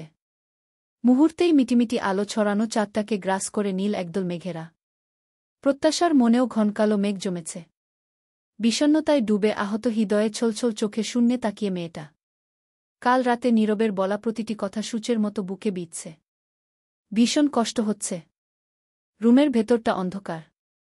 ভেজানো দরজার ফাঁক ফোকর গলে আবছা আলো রুমে ঢুকছে। সেই আলো প্রত্যাশাকে জানালার পাশে দাঁড়িয়ে দেখে অধরার ভ্রু বেঁকে যায়। এক হাতে সুইচ টিপে আলো জ্বালাতেই ঘরটা ফকফকা আলো ঝলমল করে ওঠে। চমকে ওঠে চকিতে ঘুরে তাকায় প্রত্যাশা। অধরা এগিয়ে এসে ভাতের প্লেট, গ্লাস বেড টেবিলে রাখতে রাখতে শুধালেন। প্রত্যাশা, লাইট নিভিয়ে ঘর অন্ধকার করে ওখানে দাঁড়িয়ে আছিস যে? প্রত্যাশা তড়িঘড়ি করে চোখের জল মুছল। গলা সামলে আমতা আমতা করে বলল, ইয়ে মানে জানালার পর্দা ঠিক করছিলাম গে। অন্ধকারে পর্দা ঠিক করতে গেলি? মাকে কোনো কিছু বুঝতে দিতে চায় না প্রত্যাশা। তাই নিজেকে যথাসম্ভব স্বাভাবিক দেখাতে মিথ্যে বলল। শুতে যাচ্ছিলাম, তখন খেয়াল হল। তাই আচ্ছা হয়েছে হয়েছে। এবার আয় তো খেয়ে নে। সেই দুপুরে কি একটু খেলি দেখলাম না। আবার এখন বলছিস পেট ভরা, খাবি না গি? প্রত্যাশা মুখটা ছোট করে বলল, আম্মু খা। অধরা কথা কেড়ে নিলেন। শাসিয়ে উঠলেন, একদম বেশি কথা বলবি না।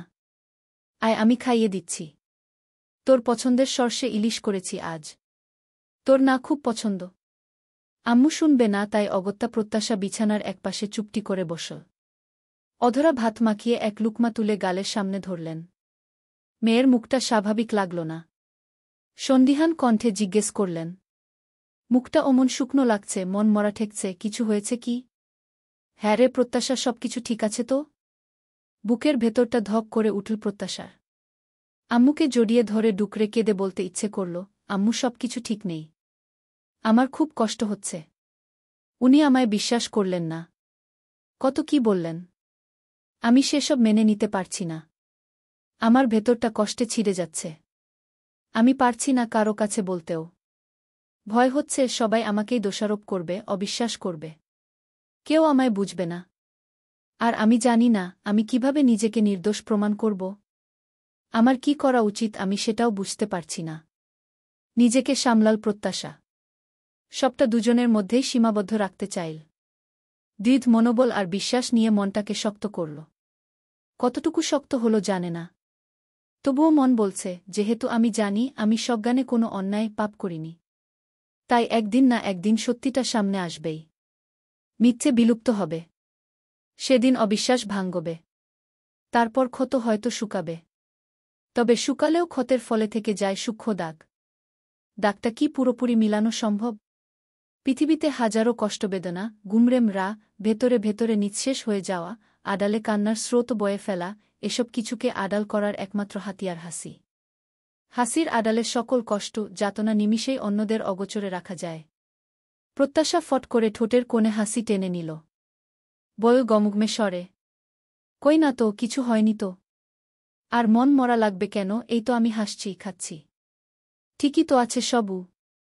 নিজ হাত দিয়ে মায়ের হাতটা মুখের সামনে ধরল প্রত্যাশা। চটজলদি খাবার মুখে নিল। অধরা হঠাৎ বললেন, নীরব আজ ভেতরে এলো না যে? দেখা করেও তো যেতে পারত উ। ইচ্ছে সাথে ছিল। ইচ্ছেকে দিয়ে উনাকে অফিসে যেতে হবে। তাই নামলেন না গে। ওহ হি। ফের কিছু মনে পড়ার ভনিতে বললেন অধরা। সেই সকালে এসে থেকে তোকে চুপচাপ দেখছি। বাইরেও বের হচ্ছিস না। আমি ভাবলাম ও বাড়ির কেউ কিছু বলেছে নাকি উ। প্রত্যাশা জোর করে মুখের হাসি হাসি ভাব ধরে রাখল। ব্যথাতুর হৃদয়টা ভেঙে যাচ্ছে নিঃশব্দে। তবুও বল ভেঙে ভেঙে, ও বাড়ির সবাই কত ভালো না? ওরা কিছু বলবে? আম্মু তোমার মাথা ঠিক আছে? ওনারা সবাই তো আমাকে কত আদর করে কি। অধরা প্রশান্তির সহিত হাসলেন। সায় দিয়ে বললেন, হ্যাঁ নিভানদের ফ্যামিলিটা খুব ভালো। ছেলে ভালো, ফ্যামিলি ভালো, সবকিছু পজিটিভ দেখেই তো নিভানের বাবা বিয়ের প্রস্তাব দিতেই রাজি হয়ে গেলাম। নইলে কি আমার পাগলি মেয়েটাকে এত তাড়াতাড়ি পরের বাড়ি পাঠাতে রাজি হতাম? প্রত্যাশার মুখটা নিমিষেই মিইয়ে গেল। আকস্মিক মনে উঠল, নীরব কিসের দয়া দেখিয়েছে। মনে মনে উত্তর সাজাল। নিজেকে তুচ্ছতাচ্ছিল্য করেই আওড়ায়, আমি কোনো দিক থেকেই উনার যোগ্য নই। শুধুমাত্র বাবার কথায় বিয়েটা করে দয়া দেখিয়েছেন, উনি হয়তো এটাই বলতে চেয়েছেন। কথাটা প্রত্যাশার বুকের এফোড বিধে আছে। নিঃশ্বাস ভারী হয়ে এল। প্লেট রেখে হাত ধুয়ে মেয়ের রুমে ফের এলেন অধরা। দরজার ওপার থেকেই হাঁক ছেড়ে বলতে বলতে আসলেন, প্রত্যাশা দেখ তো, কোনো ডিজাইনটা তোর মনে ধরে কি? প্রত্যাশা বিছানার হেডে গা এলিয়ে বসেছিল। সোজা হয়ে বসে মায়ের দিকে প্রশ্নবোধক চাউনিতে তাকাল। অধরা পাশে বসে ফোনটা ধরলেন মেয়ের সামনে। একটা পিক বের করলেন আর জিজ্ঞেস করলেন কোন ডিজাইনটা বানাতে দিবেন। প্রত্যাশা নির্বাক। ও কি বলবে ভেবে পাচ্ছে না। অধরা উৎসুক চোখমুখে বললেন, ছবির ডিজাইন দেখে বল। ভেবেছি 2-1 দিনের মধ্যেই গহনা বানাতে দিব। যেগুলো আছে সেসব কেমন পুরনো ডিজাইন মনে হয়। নতুন করে এক সেট না বানালে চলে? আর হাতে বেশি সময়ও নেই। এই তো পরের সপ্তাহ থেকে তোর পরীক্ষা শুরু। দেখতে দেখতে চোখের পলকে পরীক্ষার দিনগুলো চলে যাবে। তারপরই তো বিয়ের অনুষ্ঠান। তখন তাড়াহুড়োর মধ্যে সব ভালো হবে না, তাই এক্ষুনি ধীরে সুস্থে সব এগিয়ে রাখছি। থেমে ফের বললেন, কালকে নীলা আসবে। ওর সাথে স্বর্ণকারের কাছে যাব। তুই এখন বল কোনটা পছন্দ হলো? ফোনের স্ক্রিনে চোখ জোড়া থাকলেও মন আছে শূন্যতায়। প্রত্যাশার এসব কিছু ভালো লাগছিল না। যেখানে নীরব নিজে বলেছে সম্পর্কটা অনিশ্চিত, সেখানে বিয়ের অনুষ্ঠান, গহনাগাটি সবকিছু প্রত্যাশার কষ্টকে দ্বিগুণ করল। ফাপড়ে পড়ার মতো শ্বাস ফেল। বল অধৈর্য হয়ে, আম্মু যে কোন একটা চুজ করো তো। আমার ভালো লাগছে না আগি। অধরা কিছুটা হতাশ হলেন।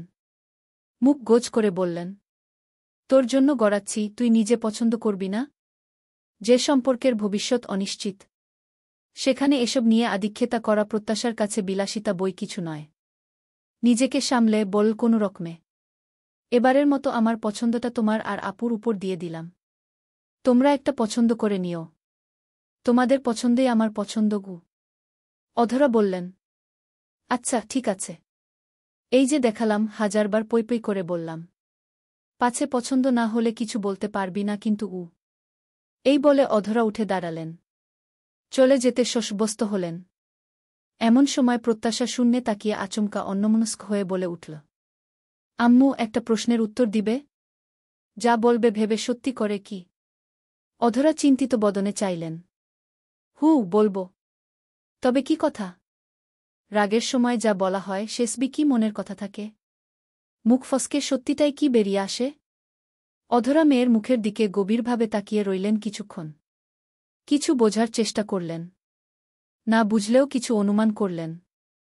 পর মুহূর্তে পাশে বসে ধীরে ধীরে শান্ত গলায় বললেন, না মা, সব কথা ধরে নিতে নেই।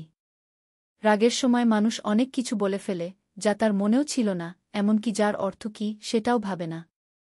তখন মাথা গরম থাকে, হিতাহিত জ্ঞান থাকে না। নিজের কথার ওজন বুঝে ওঠার মতো অবস্থায় থাকে না সেই। একটু থেমে আদর করে প্রত্যাশার মাথায় হাত রাখলেন। মৃদু হেসে বললেন, এই যে দেখিসি তো রাগ হলে ঝগড়ার সময় তোর আব্বুকে কিভাবে ঝাড়ি। থেমে সিরিয়াস ভাবে ফের বললেন, তোর আব্বুকে রেগে অনেক কিছু বলে ফেলেছি জীবনে। কিন্তু তার মানে এই না আমি সব সত্যি মনে করেই বলেছি। সম্পর্ক থাকলে রাগারাগি, ভুল বোঝাবুঝি হতেই পারে। কিন্তু তার মানে এই নয় যে ভালোবাসা শেষ হয়ে যায়। যা রাগের মাথায় বলা শেষবি সত্যি নয়। রাগের মাথায় বলা কথা ধরলে এই পৃথিবীর 9 নারী পুরুষের সংসার টিকত না। রাগের সময়কার কথা না ধরে ভালো ভালো বিষয় বট করে ধরতে হয়। দেখতে হয় সে শুধু রাগই করে নাকি তার ভালো, যত্ন, আগলে রাখা এসব ব্যাপারও আছে। সব মিলিয়ে একজনকে বাছবিচার করতে হয়। তারপর সিদ্ধান্ত নিতে হয়। নিজের জীবনের উদাহরণ টেনে মেয়েকে বুঝালেন অধরা। তবে জিজ্ঞেস করলেন না। মেয়ে বিয়ে দিয়েছে, স্বামী স্ত্রীর মনোমালিন্য হতেই পারে। কোনো সমস্যা হলে দুজনেই মিটমাট করে নিবে। মেয়ে যেহেতু নিজ থেকে কিছু বলছে না, তাই আগ বাড়িয়ে আর কিছু শুধালেন না। মেয়ের বুদ্ধি বাড়ুক, বুঝ আসুক, সুখে শান্তিতে থাকুক, মনে মনে শুধু এই প্রার্থনাটুকুই করলেন। প্রত্যাশার চোখের সামনে জবলজবল করে উঠল নীরবের কেয়ারগুলো। বিয়ের পর থেকে নীরবের অ্যাক্টিভিস্টগুলো আওড়াল। সেখানে সেই শুরু থেকে নীরবকে ওর প্রতি যথেষ্ট কনসার্ন, কেয়ারিং পেয়েছে। সেদিন সবার সামনে নিজেকে খাটো করেছে, কথা শুনেছে। তবুও প্রত্যাশাকে প্রশ্নের সম্মুখীন হতে দেয়নি। প্রত্যাশার নিজের অ্যাক্টিভিস্টের খাতায় নিজেকে শূন্যে পেল। এখন অবধি নীরবের প্রতি কোনো দায়িত্ব পালন করেছে কি? আর ৫টা মেয়ের মতো স্ত্রীসুলভ আচরণটুকু কখনো শো করেছে কি? হয়তো ওভাবে সুযোগ আসেনি। তবে উনি যে সার্থককে পছন্দ করেন না তা বোঝানো হয়েছে, বলাও হয়েছে। তবুও প্রত্যাশা বোঝার চেষ্টাটুকু করা দূর আরও যেন হেসে উড়ে দিয়েছিল। ইস! নীরবের সেই কথাটা শুনলেই তো আজ এতদূর আসে না। হয়তো এই সমস্যাটুকু আসত না জীবনে। গভীর বাড়ির সবাই ঘুমের অতলে তলিয়ে আছে। ঘুম নেই নীরবের চোখের পাতায়। হাতে কফির মগ। এই তো মাত্র সে নিজে বানিয়ে আনল। কফির মগে চুমুক দিচ্ছে আর ভাবছে। সিম সার্থকের এনআইডি দিয়ে খোলা। সিম বন্ধ থাকার জন্য সিমের মালিকের অবস্থান ট্যাগ করা যায়নি। তবে সিমটা সার্থকের নামে রেজিস্ট্রেশন করা থাকায় সমীকরণ দাঁড়াচ্ছে, সার্থক নিজেই কি তবে নীরবকে খাটো করতে, নীরব প্রত্যাশার সম্পর্কে ফাটল ধরাতে ছবিগুলো পাঠিয়েছে। যেহেতু সার্থক প্রত্যাশাকে পছন্দ করত, তাই সবকিছুর নীল নকশাকারী স্বয়ং সার্থক হবে এটা অস্বাভাবিক নয়। এখন কুয়াকাটায় সেদিন কি ঘটেছিল? কিভাবে ঘটেছিল? ঘটানো হয়েছিল? সব উত্তর জানতে কুয়াকাটা যাওয়া জরুরি। অতবড় নামকরা বিলাসবহুল হোটেলের কোনায় কোনায় নিশ্চয় সিসিটিভি ক্যামেরা আছে। সেসব চেক করে যদি কিছু পাওয়া যায়। এদিকে অফিসিয়াল ডিউটি থাকায় সামনের ২-৩ নীরব খুব ব্যস্ত থাকবে। তাই ২-৩-এর মধ্যে কোথাও যাওয়া সম্ভব নয়। আবার এমন একটা ব্যাপার অন্যের উপর দায়িত্বও দেওয়া যায় না। নিজের ব্যক্তিগত ব্যাপারটা নীরব নিজেই দেখবে। হোক একটু দেরি। মাথার মধ্যে ভনভন করছে দুশ্চিন্তা। নীরবের নিজেকে এলোমেলো লাগছে। ভালো লাগছে না কোনো কিছুই। কোনো কিছুতেই এক দণ্ড শান্তি মিলছে না। কিছু একটা ফাঁকা ফাঁকা লাগছে। উফ! প্রত্যাশার ক্রন্দনরত মুখটা চোখের সামনে ভাসছে বারবার। ঠান্ডা, তেতো, স্বাদহীন শেষ কফিটুকু এক চুমুকে গিলে নেয় নীরব। চারিপাশের নিস্তব্ধতা গুমোট হয়ে মাথার ভেতর শব্দ তুলছে। আকস্মিক ভাবল প্রত্যাশার রেখে যাওয়া প্রশ্ন নিয়ে। উচ্ছৃঙ্খল, বেপরোয়া মেয়ের সংজ্ঞা কি? চোখ বন্ধ করে ভাবল। প্রত্যাশার মুখ ভেসে উঠল। না, ওকে একেবারেই সেরকম বলা যায় না। ও চঞ্চল, আবেগপ্রবণ। বয়স অনুযায়ী একটু বেশি ইম্যাচিউর বটে, কিন্তু উচ্ছৃঙ্খল, বেপরোয়া বলা যায় না। বুঝিয়ে বললে ও শোনে। তবে নিজের প্রতিই ও সচেতন নয়। প্রত্যাশা খুব সরল। সরলভাবে দুনিয়া দেখে। আর দেখে বলেই সবসময় বিপদের মধ্যে হেঁটে যায়। বারবার বিপদে জড়িয়ে পড়ে।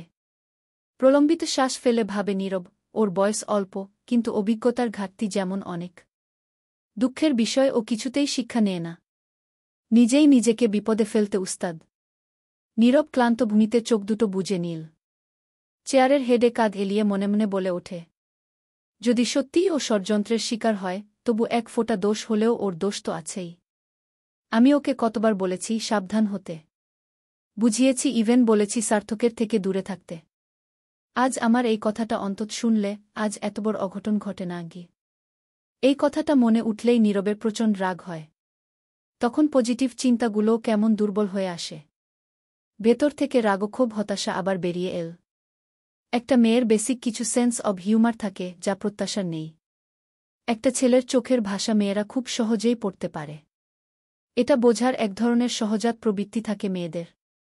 এদিকে প্রত্যাশা মাত্রারিক্ত নির্বোধের পরিচয় দিয়ে থাকে। ওর নিজের প্রতি কোনো রকম সতর্কতা নেই। কোনো প্রোটেকশন নেই। বরং প্রত্যাশা এমন পরিবেশ তৈরি করে ফেলে, যেখানে অপরপক্ষ আরও এগিয়ে আসার সুযোগ পায়। একটু নিজের প্রতি দায়িত্ববোধ থাকলেও আজ এই পরিস্থিতি আসত না গে। সকাল থেকেই আষাঢ়ের আকাশ ভারী মেঘে ঢাকা। গুড়ি গুড়ি বৃষ্টি শুরু হল। বাজলজির প্র্যাকটিক্যাল খাতায় স্বাক্ষর নিতে প্রত্যাশা কলেজে এসেছিল। পরনে আকাশিসাদা ইউনিফর্ম, পিঠে ব্যাগ, মাথার উপর ব্যান্ড দিয়ে চুলগুলো ঝুটি করে বাঁধা। এক হাতে ছাতা ধরে ফুটপাত ধরে হাঁটছিল। হঠাৎ ওর চোখ পড়ল, দেয়াল ঘেঁষে বসে থাকা এক পাগলি মা তার কোলের ছোট্ট শিশুকে ছেঁড়া ময়লা ওড়নার নিচে লুকিয়ে রাখছে। বৃষ্টির পানিতে যেন ভিজে না যায়। দৃশ্যটা হৃদয় ছুঁয়ে গেল। প্রত্যাশার মনে হালকা কষ্টের স্রোত বয়ে গেল। অস্ফুটে আহারে বলে ছাতাটা পাগলির মাথার উপর ধরে বলল, এটা তুমি রাখো। একটু হলেও কাজে লাগবে গি। পাগলিটি কিছু বলতে পারল না, তবে তার চোখে মুখে ছড়িয়ে পড়ল একরাশ প্রশান্তি ও কৃতজ্ঞতার হাসি।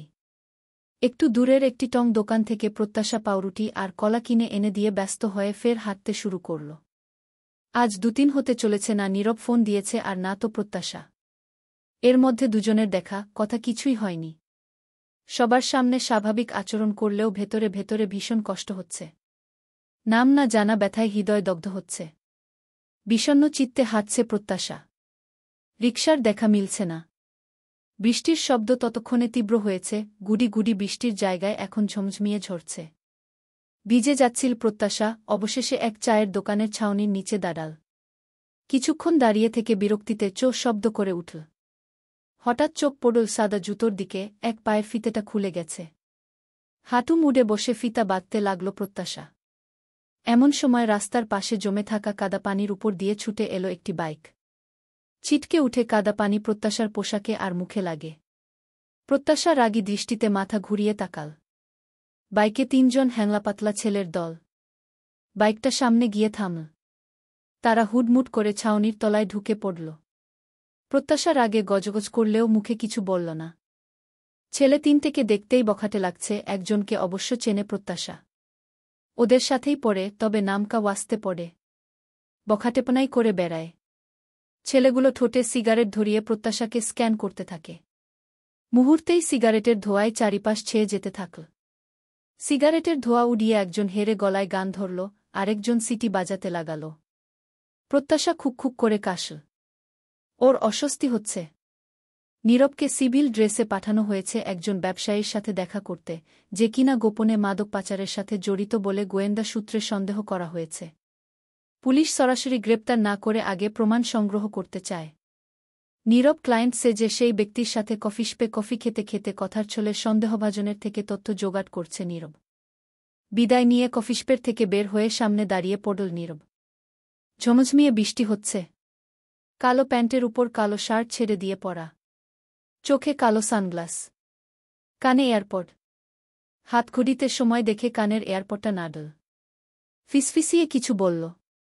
শেষে বলল, 3টার দিকে এলাকায় পুলিশ ফোর্স পাঠিয়ে দিতে হবে। সব রেডি রাখতে হবে। Okay sir. এর মধ্যে আচমকা নীরবের দৃষ্টিজোড়া খানিকটা দূরে পড়ল। ভ্রু কুঁচকে তাকিয়ে রইল। প্রত্যাশা একপাশে সিটিয়ে দাঁড়িয়ে। একজন হঠাৎ বলে উঠল, কি আপু, বৃষ্টি ভালো লাগে? নাকি ছায়া বেশি পছন্দ? নাকি ঝলমলে রোদ? আরেকজন ধোয়া ছেড়ে বলল, আপু কিছু বলছেন না যে, কি খাবেন বলুন? এক্ষুনি অর্ডার করছি গে।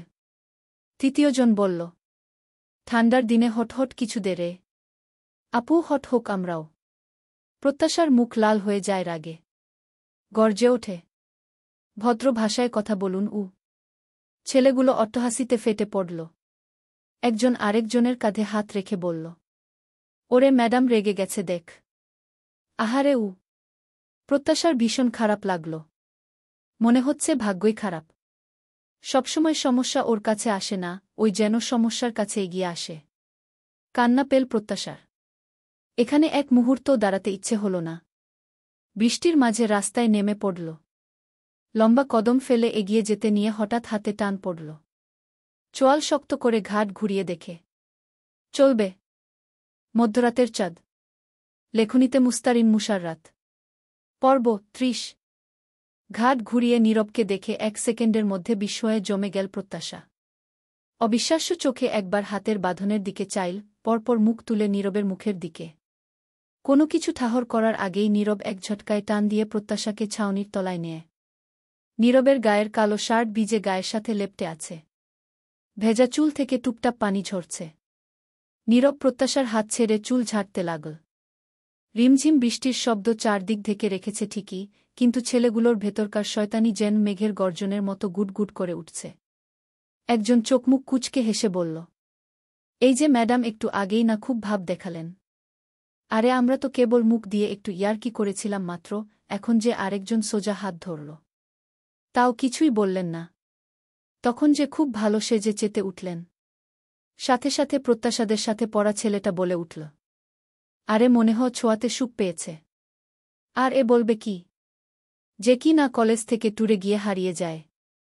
নাগরের সাথে সারাদিন কাটিয়ে প্রত্যাশা অস্বস্তি অপমানে জড়সড় হয়ে দৃষ্টি নুইয়ে নীল।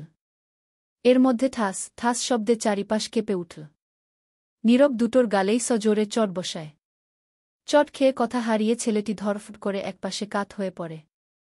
আরেকজন গালে হাত দিয়ে রাগী দৃষ্টিতে তাকায়। সামনাসামনি বুক চওড়া করে নীরব দাঁড়াল। চোখ দুটো রাগে লাল টকটক করছে, চোয়াল কঠিন করে বলল, আরেকটা শব্দ বলবি তো দাঁত ভেঙে ফেলব। মেয়ে দেখলেই তোদের মাথা খারাপ হয়ে যায় না? অশ্লীল বলার জন্য জিভ লকল করে? জিভ টেনে ছিঁড়ে মেয়েদের টিস করার স্বাদ মিটিয়ে দিব। তৃতীয়জন বুক টানটান করে এগিয়ে এসে বলল, এই আপনি সাহস পান কই থেকে? আমার বন্ধুদের চড় মারেন।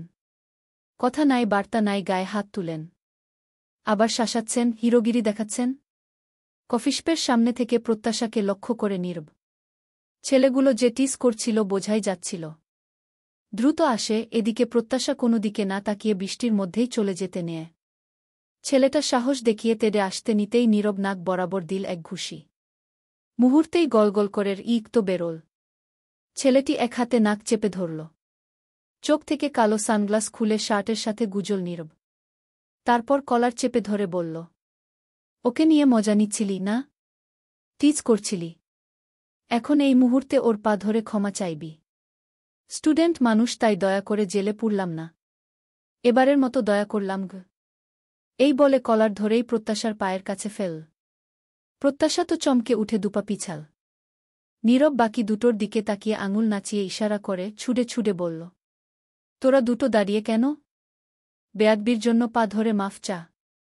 বাঁচতে হলে যা বলছি ফাস্ট তাই কর। কুইক গে। দুজনের একজন শার্টের হাতা গুটাতে গুটাতে এক পা এগিয়ে কণ্ঠে তেজ নিয়ে বলল, কোন হে চ্যাটের বাল তুমি? তোমার কথা শুনতে হবে। তিনজন মিলে ধরলে না পালানোরও সুযোগ পাবে না আগে। নীরব শান্ত ভূমিতে পকেট থেকে ওয়ালেট বের করল। পরপর আইডি কার্ড বের করে সামনে ধরতেই ওদের গলা শুকিয়ে আসে। চৌদ্দশিকে যাওয়ার ভয়ে প্যান্ট ভিজে যাওয়ার জোগাড় হল। নীরব ধমকিয়ে উঠল, সে sorry. Fast, before I lose my patience. ধমকে কেঁপে ওঠে ওরা তিনজন, হাঁটু মুড়ে প্রত্যাশার সামনে বসল। মাথা নুইয়ে বলল, সরি আপু, ভুল হয়েছে গু। নীরব কাটকাট গলায় বলল, এভাবে নয়, পা ধরে গু। নীরবের কথায় প্রত্যাশা স্তম্ভিত। ও ইতস্তত করছে। ছেলেগুলো নিরুপায়। পুলিশ ধরলে রক্ষে নেই। পুলিশের বাড়ির কথা স্মরণ হতেই আত্মা শুকিয়ে এল। সময় নষ্ট না করে তিনটেই একসাথে হাত বাড়িয়ে প্রত্যাশার পা ধরতে গেলে প্রত্যাশা চট করে পিছিয়ে যায়। বল তড়িঘড়ি করে, এই থাক থাক, পা ছুতে হবে না গি।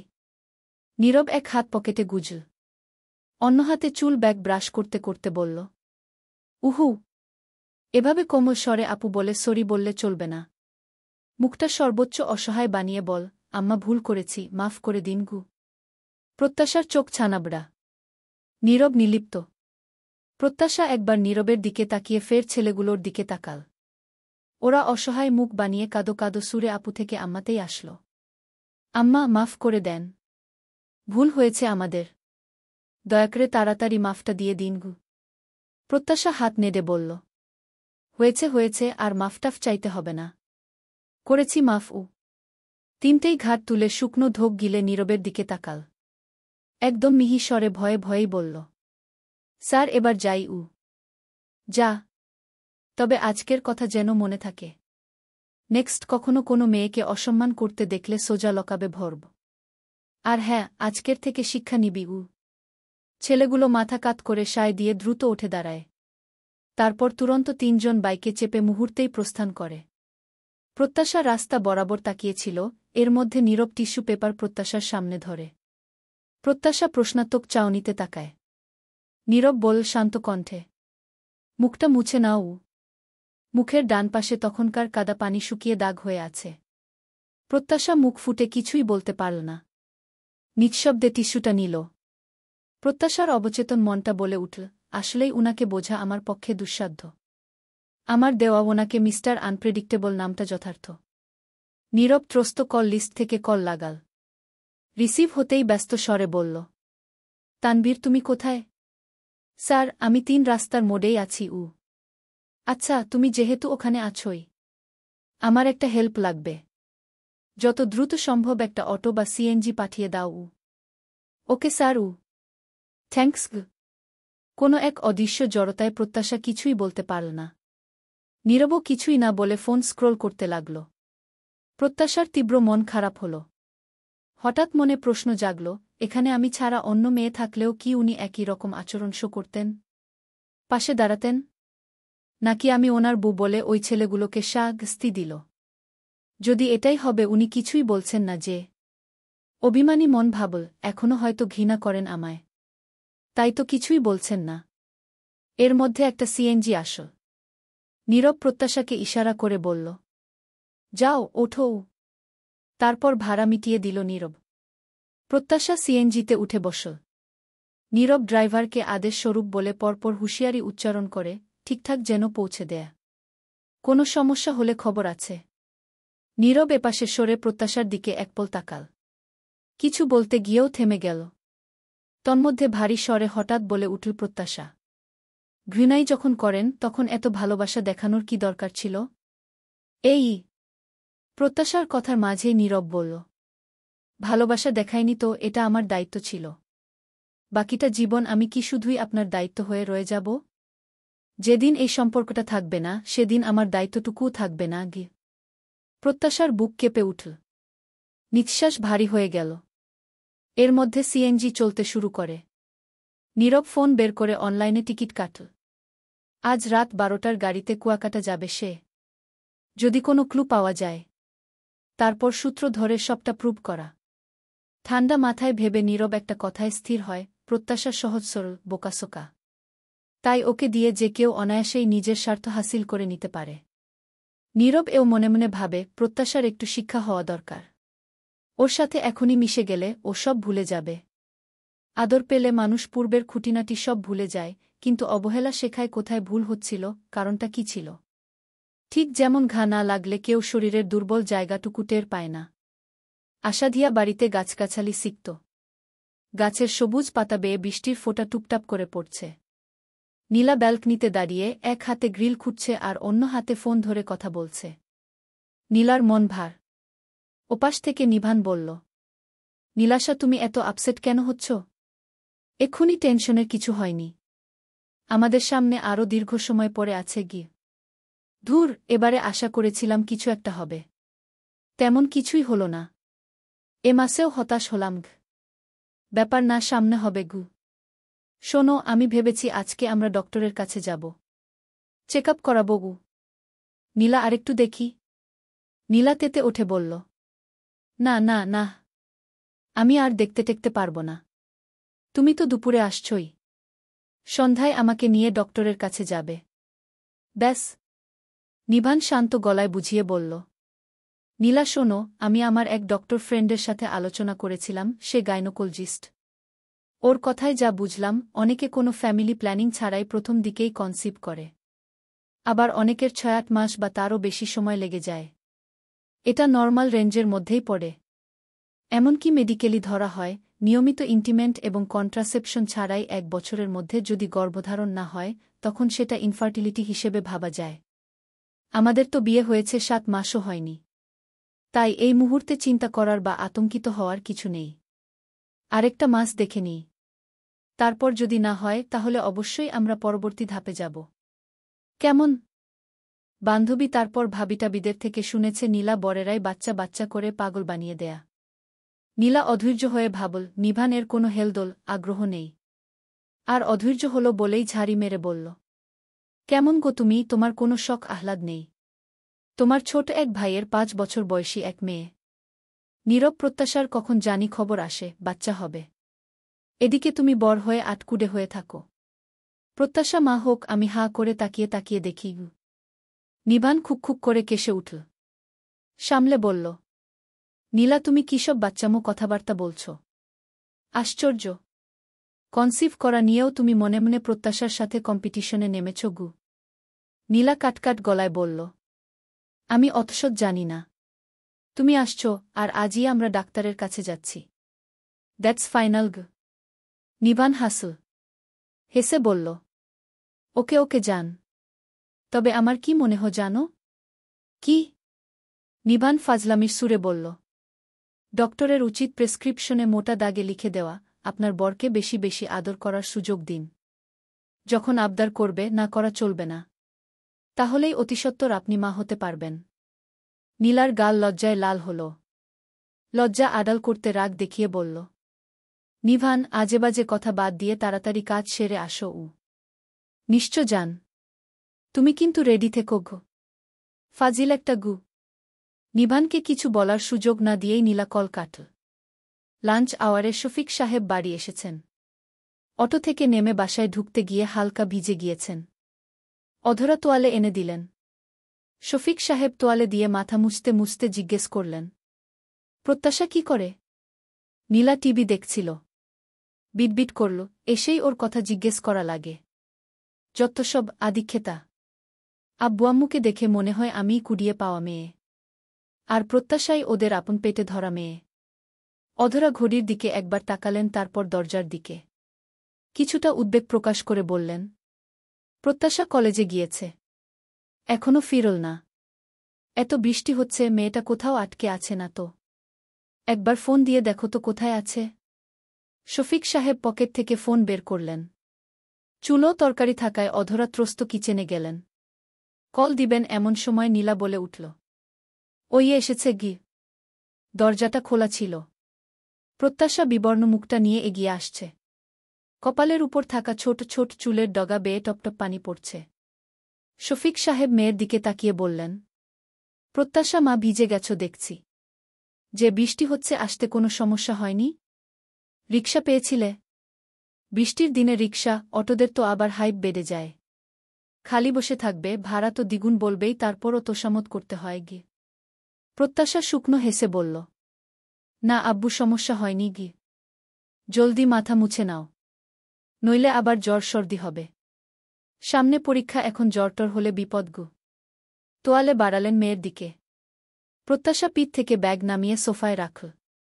তোয়ালে নিয়ে মাথা মুছতে লাগল। শফিক সাহেব আদুরে গলায় জিজ্ঞেস করলেন, প্রত্যাশা, পরীক্ষার প্রিপারেশন কেমন? আজ কদিন তো সবসময় বই নিয়েই বসে থাকতে দেখি। তা এবারে আশানুরূপ ফল পাওয়া যাবে তো? প্রত্যাশা উত্তর দিল না। বাবার গা ঘেঁষে বসল। হঠাৎ বলে উঠল, আমি জানি এই পরীক্ষার রেজাল্ট খুব ভালো হবে না। কারণ আমি আগে কখনোই সিরিয়াস হইনি। তবে আব্বু, আমি কথা দিচ্ছি, এরপর থেকে পড়াশোনায় মনোযোগ দিব, খুব খুব সিরিয়াস হব। আমি পাবলিকে চান্স পাব না, আমার সে মেধা নেই।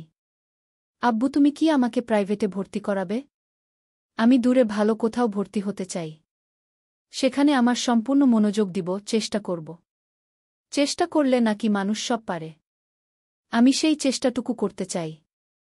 কিন্তু প্রাইভেটে তো খরচ বেশি গু। নীলা শব্দ করে হেসে উঠল। বল, খোঁচা মেয়ে খুঁড়ে। এ আমি কি দেখছি? মনে হচ্ছে ভূতের মুখে রাম রাম শুনছি। ইয়া আল্লাহ! পড়াশোনায় সিরিয়াস হবি তুই? যেখানে আম্মু ছোট থেকে পিটিয়েও পারেনি। যেটুকু পড়েছিস ফেল ঠেকাতে, ক্লাস বাই ক্লাস উঠতে। সে নাকি এখন শেষকালে এসে সিরিয়াস হবে। How funny! শফিক সাহেব বিরক্ত মুখে বললেন, আহ নীলামা, হাসার কি হল? আর ছোটবোনকে কোথায় আরও উৎসাহ দিবে তা না হাসিঠাট্টা করছ? নীলা হাতের রিমোট দিয়ে টিভি বন্ধ করল। ঘুরে বসে সিরিয়াস গলায় বলল, শোনো আব্বু, আমার কথা মিলিয়ে নিজ। প্রত্যাশাকে প্রাইভেটে ভর্তি করে শুধু শুধু টাকা নষ্ট করা ছাড়া কিছুই হবে না। ও পড়বে, সেই পড়া দিয়ে কিছু করবে। ওকে অক্সফোর্ডে ভর্তি করলেও লাভ হবে না। কথায় আছে না যে লাউ সেই কুদু। প্রত্যাশাটা আজীবন অমনি থাকবে গি। প্রত্যাশার চোখ ভিজে এল। অধরা খুন্তি হাতে রান্নাঘরের দোরগোড়ায় দাঁড়িয়ে জোরে সোরে বললেন, এসএসসিতে গোল্ডেন, ইন্টারে প্লাস, অনার্স, মাস্টার্সে ফার্স্ট ক্লাস পেয়ে তুই মনে হয় খুব কিছু করে ফেলেছিস। প্রথমবার বিসিএস দিতে গিয়েই প্রিলিমিনারি থেকেই আউট হলি। এখন তো শেষবের চেষ্টাও বাদ দিয়ে সংসার করবি বললি। সেই সংসারটাও কতটুকু মন দিয়ে, সবার সাথে মিলেমিশে, সবার মন জয় করে করছিস শুনি? নীলার মুখটা ভোতা হল। অধরা প্রসঙ্গ বদলিয়ে শফিক সাহেবকে বললেন, শুনছ, বিরিয়ানির মশলা দেখছি নেই। একটু এনে দিবে তাড়াতাড়ি? শফিক সাহেব উঠে দাঁড়াতে দাঁড়াতে বললেন, নীলামা, ছাতাটা এনে দাও তো। নীলা মুখ কালো করে বলল, প্রত্যাশার কাছেই তো ছাতা আছে। এখন ওরটা নিয়েই যাও। প্রত্যাশা বলে উঠল। আমার ছাতাটা তো নেই গু। নীলা তীক্ষ্ণ স্বরে বলল। নেই মানে? সকালেই তো নিয়ে বেরোলি গু। প্রত্যাশা আমতা আমতা করে বলল। ওটা একজনকে দিয়েছি। সব শুনে শফিক সাহেব বললেন, ঠিক আছে, ভালো করেছ। অধরা ভেতর থেকে আরেকটা ছাতা আনতে গেলেন। নীলা নাকমুখ কুঁচকে বলল। অন্যের টাকার কেনা জিনিস তো কোনো দরদ নেই। তোর কি একটা দিলে আব্বুকে বললে আরেকটা নতুন পাবি। অন্যের টাকা পয়সা দিয়ে হাতেম তাই সাজার অভ্যেস তোর যাবে না। নিজের কিছু দান করে দেখিয়ে দিস গু। প্রত্যাশা বলল। আমার নিজের বলতে তেমন কিছুই নেই। তবে থাকলে কেউ চাইলে আমি নিশ্চয় দিব। যদি আমার সাধ্যের মধ্যে থাকে। নীলা ভেংচি কেটে বলল। আচ্ছা আচ্ছা, আজ যে বট করে বললি, কোনোদিন সময় এলে দেখব। দেখব কতটা উদার আর মহৎ তুই গি। অধরা ছাতা স্বামীর হাতে দিয়ে দুটোকে ধমক দিলেন। সবসময় তর্কাতর্কি। শফিক সাহেবকে হঠাৎ জিজ্ঞাসা করলেন। বড় জামাইকে ফোন করে দাওয়াত দিয়েছ? ছোট জামাইকে আবার বলেছ তো? নাকি খেয়াল নেই? হ্যাঁ, দুজনকেই ফোন করে বলেছি। তবে নীরব বল, ও ডিউটিতে আছে। খুব ব্যস্ত। তাই আসা সম্ভব হবে না আগে। কথাটা বলতে বলতে শফিক সাহেব বেরিয়ে গেলেন। প্রত্যাশা ব্যাগ হাতে তুলে রুমে যাবে বলে দাঁড়িয়েছে। ও দীর্ঘশ্বাস ফেলে ভাবে, ওনাকে তো একটু আগেই ক্যাসুয়াল ড্রেসে দেখলাম। হয়তো আসবে না বলেই ডিউটির অজুহাত দিয়েছে। একদিন পর মাঝরাতে দুঃস্বপ্ন দেখে ঘুম ভাঙে প্রত্যাশার। অস্থির ঠেকছে। অস্থিরতায় কপালে বিন্দু বিন্দু ঘাম জমতে থাকে। গলাটা শুকিয়ে কাটকেছে। প্রচণ্ড তেষ্টা পাচ্ছে। রুমের ওয়াটার বোতলটা ফাঁকা দেখে ডাইনিংয়ে আসে। জগ থেকে গ্লাসে পানি ঢালতে ঢালতে নজরে এলো নীলা আম্মু আব্বুর রুমের দরজার সামনে। ওদিকে চেয়ে গ্লাসটা হাতে নিয়ে প্রত্যাশা। নীলা কম্পিত স্বরে চেঁচিয়ে উঠল। আম্মু আব্বু নিভান ফোন দিয়েছিল গো। অধরা এগিয়ে এসে চোখে মুখে চিন্তার ছাপ ফেলে শুধালেন। নীলা, কি হয়েছে? এত রাতে কারো কোনো সমস্যা হয়েছে? নিভান ফোন দিয়েছিল তোর শ্বশুরের কিছু হয়েছে? ভদ্রলোক ঠিক আছেন তো? প্রত্যাশা ভ্রু কুঁচকে ওদিকে চেয়ে বোঝার চেষ্টা করছে। নীলা জোরে জোরে নিঃশ্বাস ফেলছে। ও বল কোনো রকমে। আম্মু, নীরবের অ্যাক্সিডেন্ট হয়েছে গি। কথাটা শ্রবণ হতেই প্রত্যাশার মাথাটা যেন চক্কর দিল। হাতটা কেঁপে ওঠে, হাত খসে গ্লাসটা ফ্লোরে পড়ে যায়। মুহূর্তেই কাঁচ ভেঙে মেঝেতে ছড়িয়ে ছিটিয়ে পড়ে। শব্দ শুনে অধরা আর নীলা একসাথে ডাইনিংয়ে তাকায়। চলবে। গল্পটি কেমন লাগলো তা জানাতে ভুলবেন না। আমি যে সফটওয়্যার দিয়ে ভিডিও বানাই সেটাতে কিছু কিছু জায়গায় বাংলা লেখাগুলো পরিবর্তন হয়ে যায়, তাই ক্ষমা সুন্দর দৃষ্টিতে দেখবেন এবং বুঝে নিয়েন।